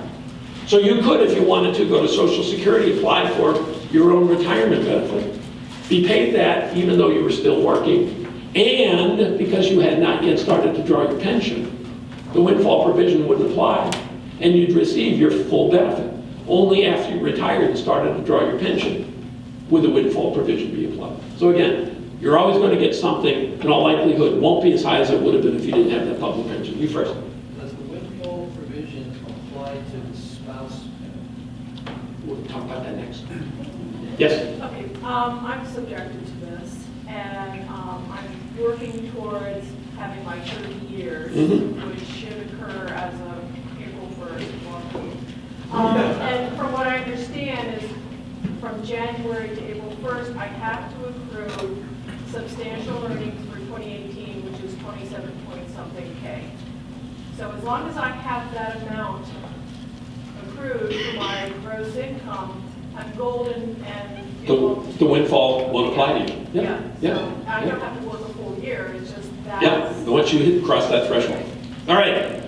So the second issue that impacts folks in this situation is called government pension offset.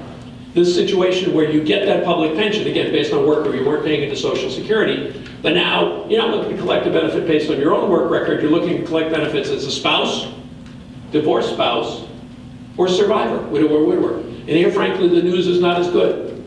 With the windfall provision, as long as you have 40 credits, you're always going to get something. But with government pension offset, there's a real possibility that because of your public pension, you may not receive anything as a spouse, divorced spouse, or survivor. Because under government pension offset, before Social Security will pay you in those categories, they look at the amount of your public pension, figure out what 2/3 of your monthly pension is, and reduce or offset whatever you could collect on your spouse's work record by that 2/3 of your pension. So if 2/3 of your monthly public pension exceeds what you could collect as a spouse, divorced spouse, or survivor, you don't get anything more. If 2/3 of your pension is less, you collect the difference. Why does government pension offset exist? Well, simple. When I was talking about spousal benefits, I reminded you, you collect on one or the other. If you work under Social Security, you don't collect both at once. The government pension offset basically extends that concept. If you work, even if it's in public service,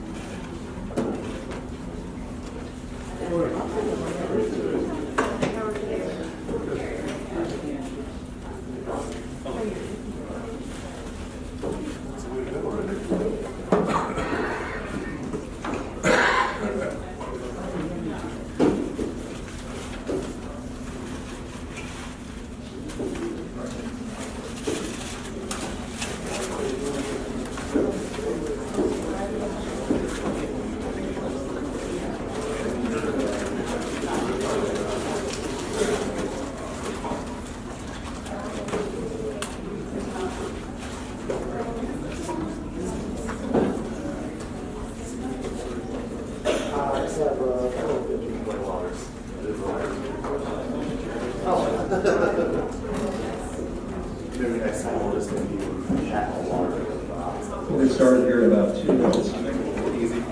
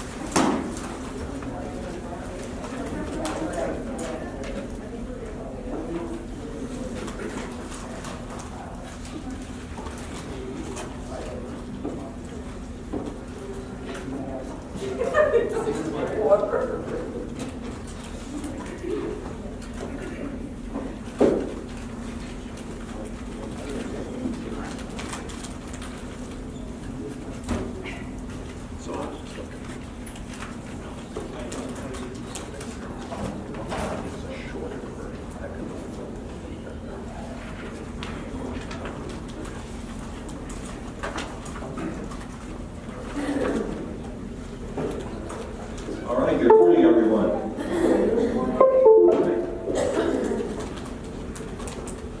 We're changing PowerPoints real quick.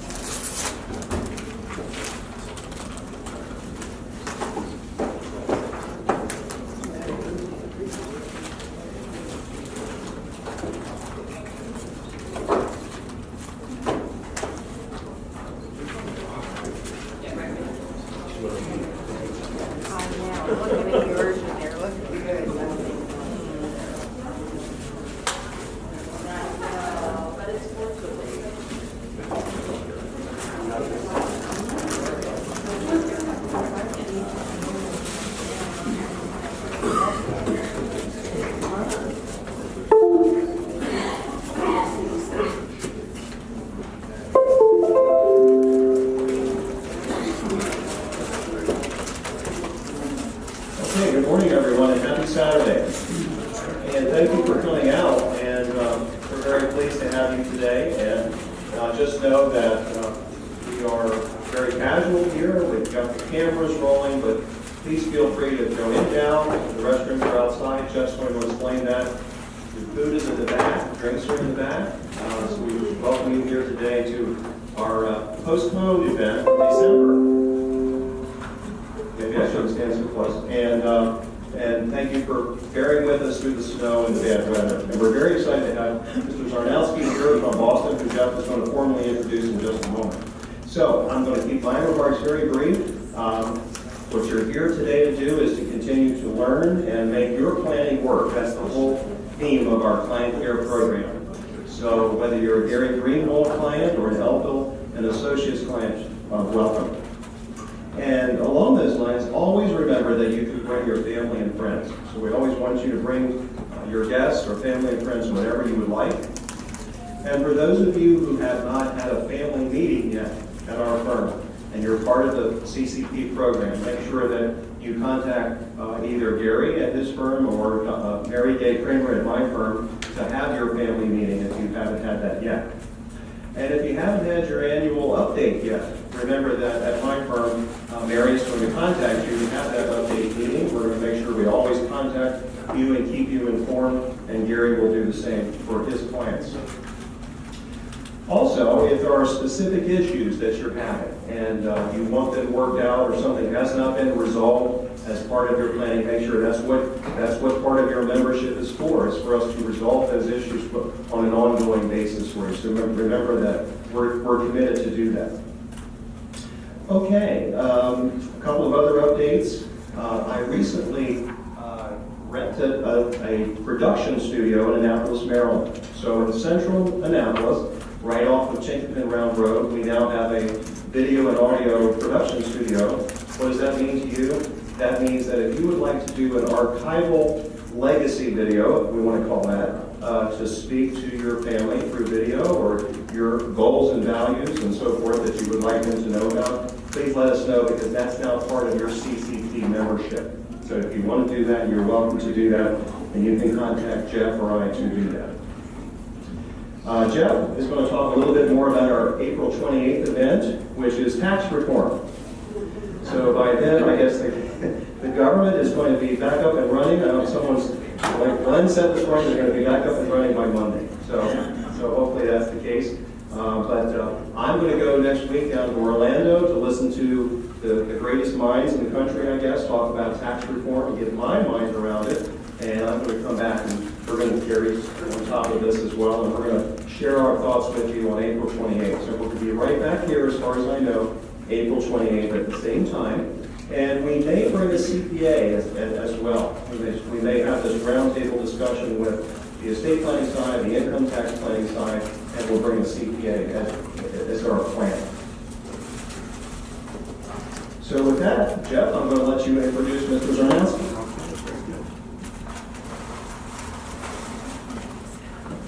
Oh, by the way, many of you are wearing your favorite jerseys. As you can see, I chickened out. But Mr. Zarnowski was going to wear his Patriots jersey, and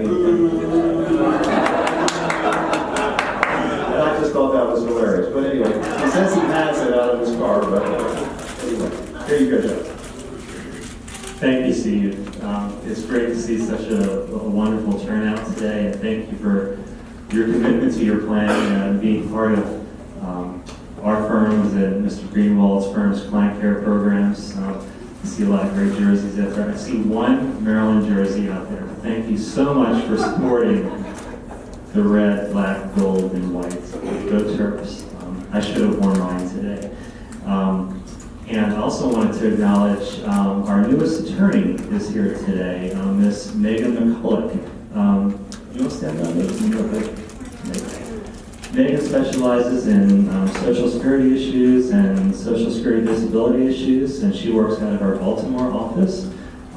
So welcome Megan to the firm. She's been here for about 4 months, I guess, at this point. So been a pleasure getting to know Megan, and I'm sure some of you may end up working with her as well. So it's my pleasure to welcome Mr. Kurt Zarnowski here as our primary speaker today. Mr. Zarnowski is currently the principal of Zarnowski Consulting, a retirement planning firm which provides expert answers to your Social Security questions. Mr. Zarnowski is the former Regional Communications Director for the Social Security Administration in New England, a position he held from December 1991 until his retirement at the end of 2010. He began his career with the SSA in 1976, and during his 34 years with the agency, he worked with several different management and staff positions in the Boston area.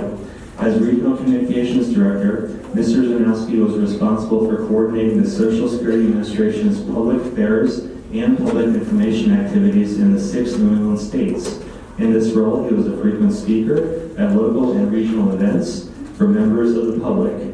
He wrote the chapter on Social Security and retirement planning for the book, The 6 Secrets to a Happy Retirement, which was published by the ATA Press in March 2013. He is also a regular contributor to Retirement Weekly, a MarketWatch publication, and his answers to readers' Social Security questions are seen in both the print and online publications of USA Today. In March 2011, he joined the board of directors of the Massachusetts Association of Older Americans and is currently serving his 3rd year as president of that organization. He also serves on the Massachusetts Money Management Project's statewide advisory council and is a member of the New England Pension Assistant Project's advisory board, a native New Englander and a Patriots fan. Mr. Zarnowski received his bachelor's degree in history from Hamilton College in Clinton, New York, a master's degree in public administration from Northeastern University. He lives in Norfolk, Massachusetts with his wife Ann, and we're very pleased to have him here today. Mr. Kurt Zarnowski, everyone. Good morning, everyone. Good to be here. Jeff said here, Kurt Zarnowski, currently the principal in Zarnowski Consulting. Those 1 or 2 in the room that are intimately familiar with us, proud to say we're an international consulting firm whose world headquarters conveniently located in the basement of my house in Norfolk, Massachusetts. But don't worry, in Zarnowski Consulting, we always say we provide expert answers to your Social Security questions. Why can I say that simple? Jeff referenced, I worked for the Social Security Administration for 34 years, last 20 years of my career. I was a communications director in New England, which meant I spent my time out talking to folks about the program. And here's what I found out. Believe it or not, the Social Security program is now a little over 82 years old. And each and every month, the Social Security Administration pays about $77 billion in benefits. About 42 million people. On top of that, there's another 173 million folks, like many of you in this room, are now out there working and paying into the program. And what I saw during my time with the agency, and now I'm on my own, is despite the age of the program, by the size of the program.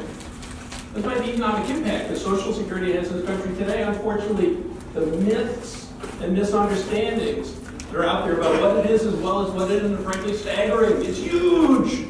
Nobody knows nothing about the program. That's why I'm really excited. Accept the invitation to spend the next 7 or 8 hours with you. Hey, don't worry, there's dinner coming too. No, spend a little time. Talk about some of the things I think it's important for you to know about what the program is, perhaps equally importantly what it isn't. Why it's so important these days? Simple 2 words. Baby boomers. 75 million bucks. Baby boomers storming towards retirement. Just now starting to wake up to the fact that the retirement world staring us in the face is different than faced by parents and their grandparents. We're starting to recognize that the Social Security program as a guaranteed stream of lifetime income may well be a bigger part of our retirement income than we had ever anticipated. We're also recognizing that we don't know as much about the program as we should. So we're scrambling to catch up. So in our time together today, I want to give you some good, solid information, help you better understand what the program is, help you also recognize what it isn't, and set you down the road to that comfortable retirement we all hope to enjoy. Okay, most important slide in the deck is going to be this one. We've referred to it over and over again. A key message for me, people need to understand that when the Social Security program was created about 82 plus years or so ago, it was put in place designed to provide you simply with a base or foundation of income that you can count on being there for you each month. But it's a base or foundation of income that you must take steps to supplement because it was never intended to be anyone's sole source of income in retirement. But unfortunately these days, about 23% of retiree couple households, the Social Security money that comes into them each month is virtually the only income they have. Terrible situations. I avoid that happening to you. Simple. By planning for your retirement, you'd be commended, taking time out of your busy schedule, spend a little time here this morning planning for retirement, learning about Social Security. Now, for the longest time, the Social Security Administration tried to play a very active role in helping you plan for your retirement. Because back in the day, they used to mail you on an annual basis a paper document, a Social Security statement. Statements started going out back in 1999. They were got on an annual basis. Anyone who was 25 years of age or older would ever paid into the program and was not yet collecting benefits. That statement would show up in your mailbox like clockwork about 3 months before your birthday each and every year. That statement, as you recall, used to give you important retirement planning information, benefit estimates at 3 ages, 62, your full retirement age is 70. The other thing it did so well was provide you a nice year-by-year breakout of what Social Security had recorded as your work and earnings under the program. And it was really important to get that statement and particularly to review the earnings history there, because we'll see in a little bit what you eventually collect each month is directly related to what your work and earnings had been. So if a mistake had occurred in crediting you with some of your earnings, it was important to catch it and correct it, because if you didn't, it would have direct impact on what you eventually received. You may have noticed, hey, I haven't got one of those in the mail every year lately. What's the deal? Well, Social Security has changed the way they distribute Social Security statements, and first and foremost, they no longer mail paper documents on an annual basis to everyone over the age of 25.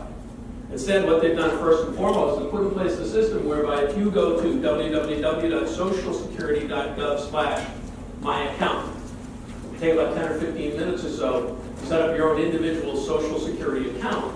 A byproduct of having that account in place is you'll be able to download the Social Security statement for yourself whenever you want one. And I encourage you to do that if you haven't done it yet. But Social Security has also said they've decided to resume mailing paper documents, but on a very limited basis. And here they say right now is that if you are 60 years of age or older and haven't set up your own Social Security account, they will mail you a paper statement, same old schedule, about 3 months before your birthday on an annual basis. But that's it for mailings. So anyone under the age of 60, the only way you can get a Social Security statement is by setting up that individual Social Security account. But my view is whether you're 60 or older, I think it makes sense to set up that Social Security account because you're going to come in, meet with some folks, do some retirement planning. Having a current Social Security statement in hand is going to make that a more worthwhile exercise. So if you haven't set up your account, I encourage you to do that. Important byproduct right now, you will be able to get a Social Security statement for yourself whenever you want. And just think about the statement, as I mentioned. Get your benefit estimates only at 3 ages. 62, your full retirement age is 70. And in preparing the estimate in the statement, because Social Security has no idea what your future work plans are, they base the calculation on an assumption that you're going to keep working, make the same amount of money you made for the past couple of years. We know as well as I do in planning for retirement, may be interested in collecting benefits in something other than just those 3 ages. May also be interested in figuring out what would happen to your Social Security benefit if you, I don't know, quit work on Monday and never went back to work. Or maybe went part-time in another couple of years. So I'll remind you about another planning tool you should avail yourself of. It's Social Security's online retirement estimator.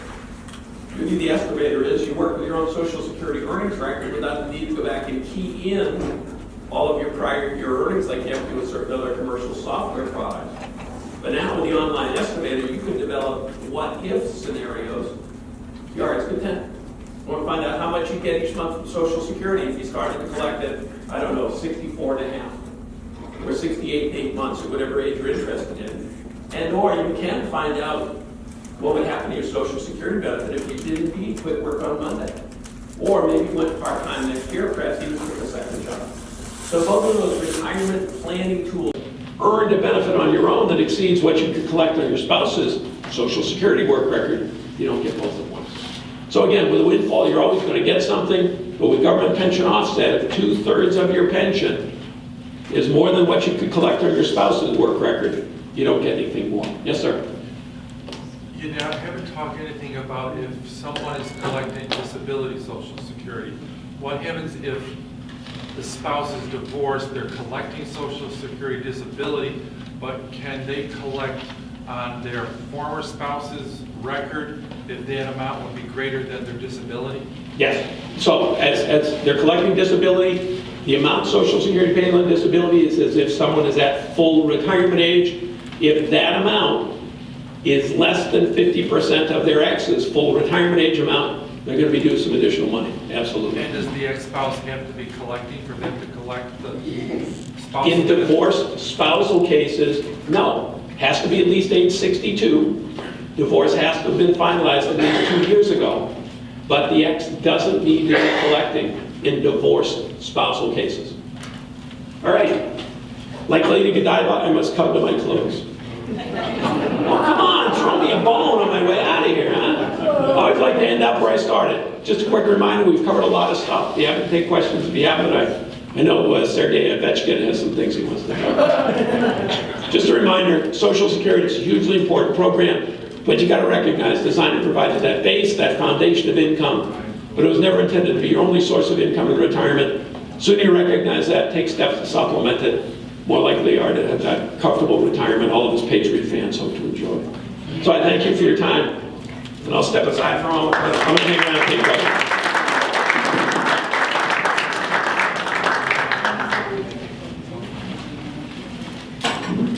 Kurt, thank you. Was that incredible? Yes. I thought that was just incredible. Kurt, I have the question, I think it's in some people's minds. Where do you go to make this decision? Who should you rely on to make these decisions? So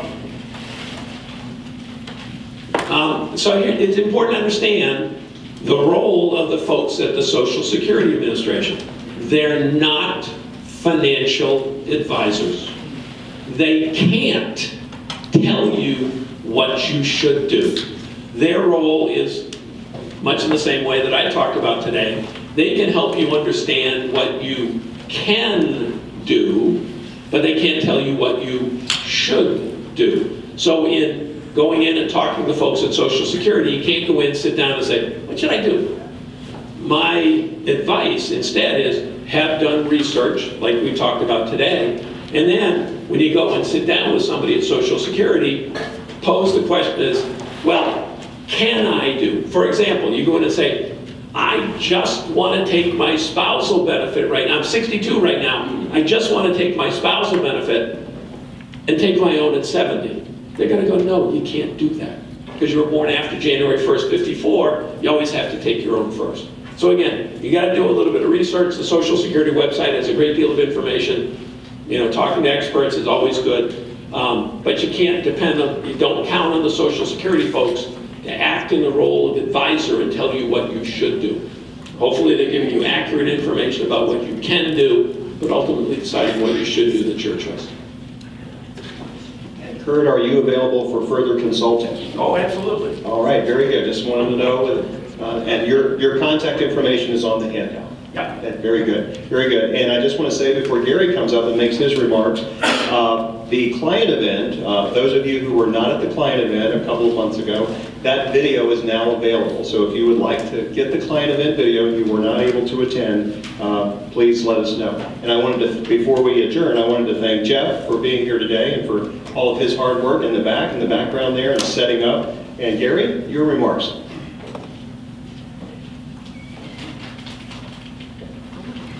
Thank you, Steve. When Steve told me about Kurt, I didn't really know what to expect, but I got to tell you, I was absolutely impressed. I was really glad that I was here. I learned a lot, and we have, 6 more hours left to go on our seminar today? Our next event is going to be on Saturday morning, April 28th, right here at 10 a.m. We're going to have a roundtable discussion on the new rules regarding income taxes and estate taxes. So Steve and I will be part of the roundtable. We're pretty sure we're going to have a CPA as well. We expect a full house.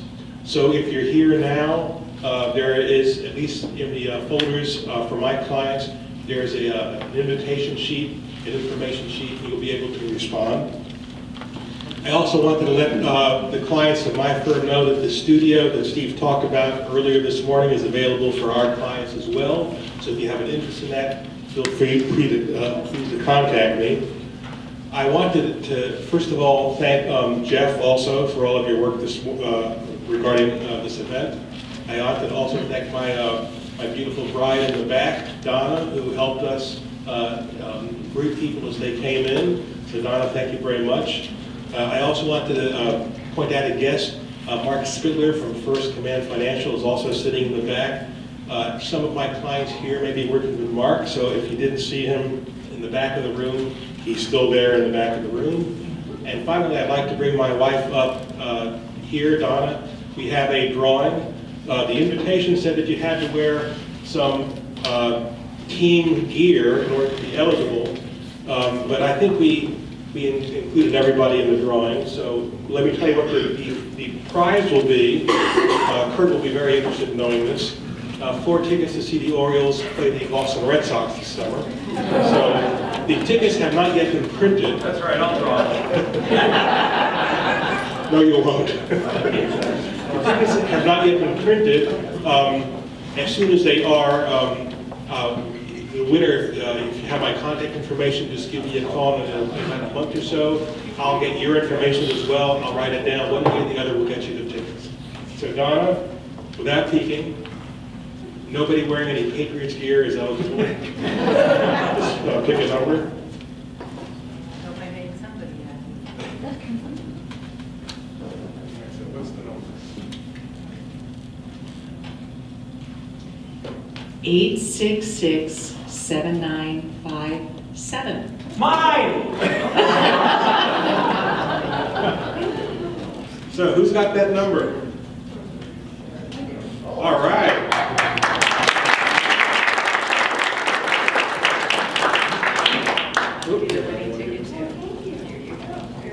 My pleasure. So thank you everybody for coming. Kurt is still here. I think we'll be happy to answer some questions afterwards. See you on April 28th. It's going to be a full house, so please don't forget to make your reservations either with Steve or Jeff and to our email address, which is on the invitation. Thank you so much. Quick reminder too, handouts on the way in. I brought plenty, so if you had friends who couldn't join us today, you want to take some of them, please feel free to take handouts for them as well. And I understand today's video presentation will be streaming on Netflix and available at Redbox Video.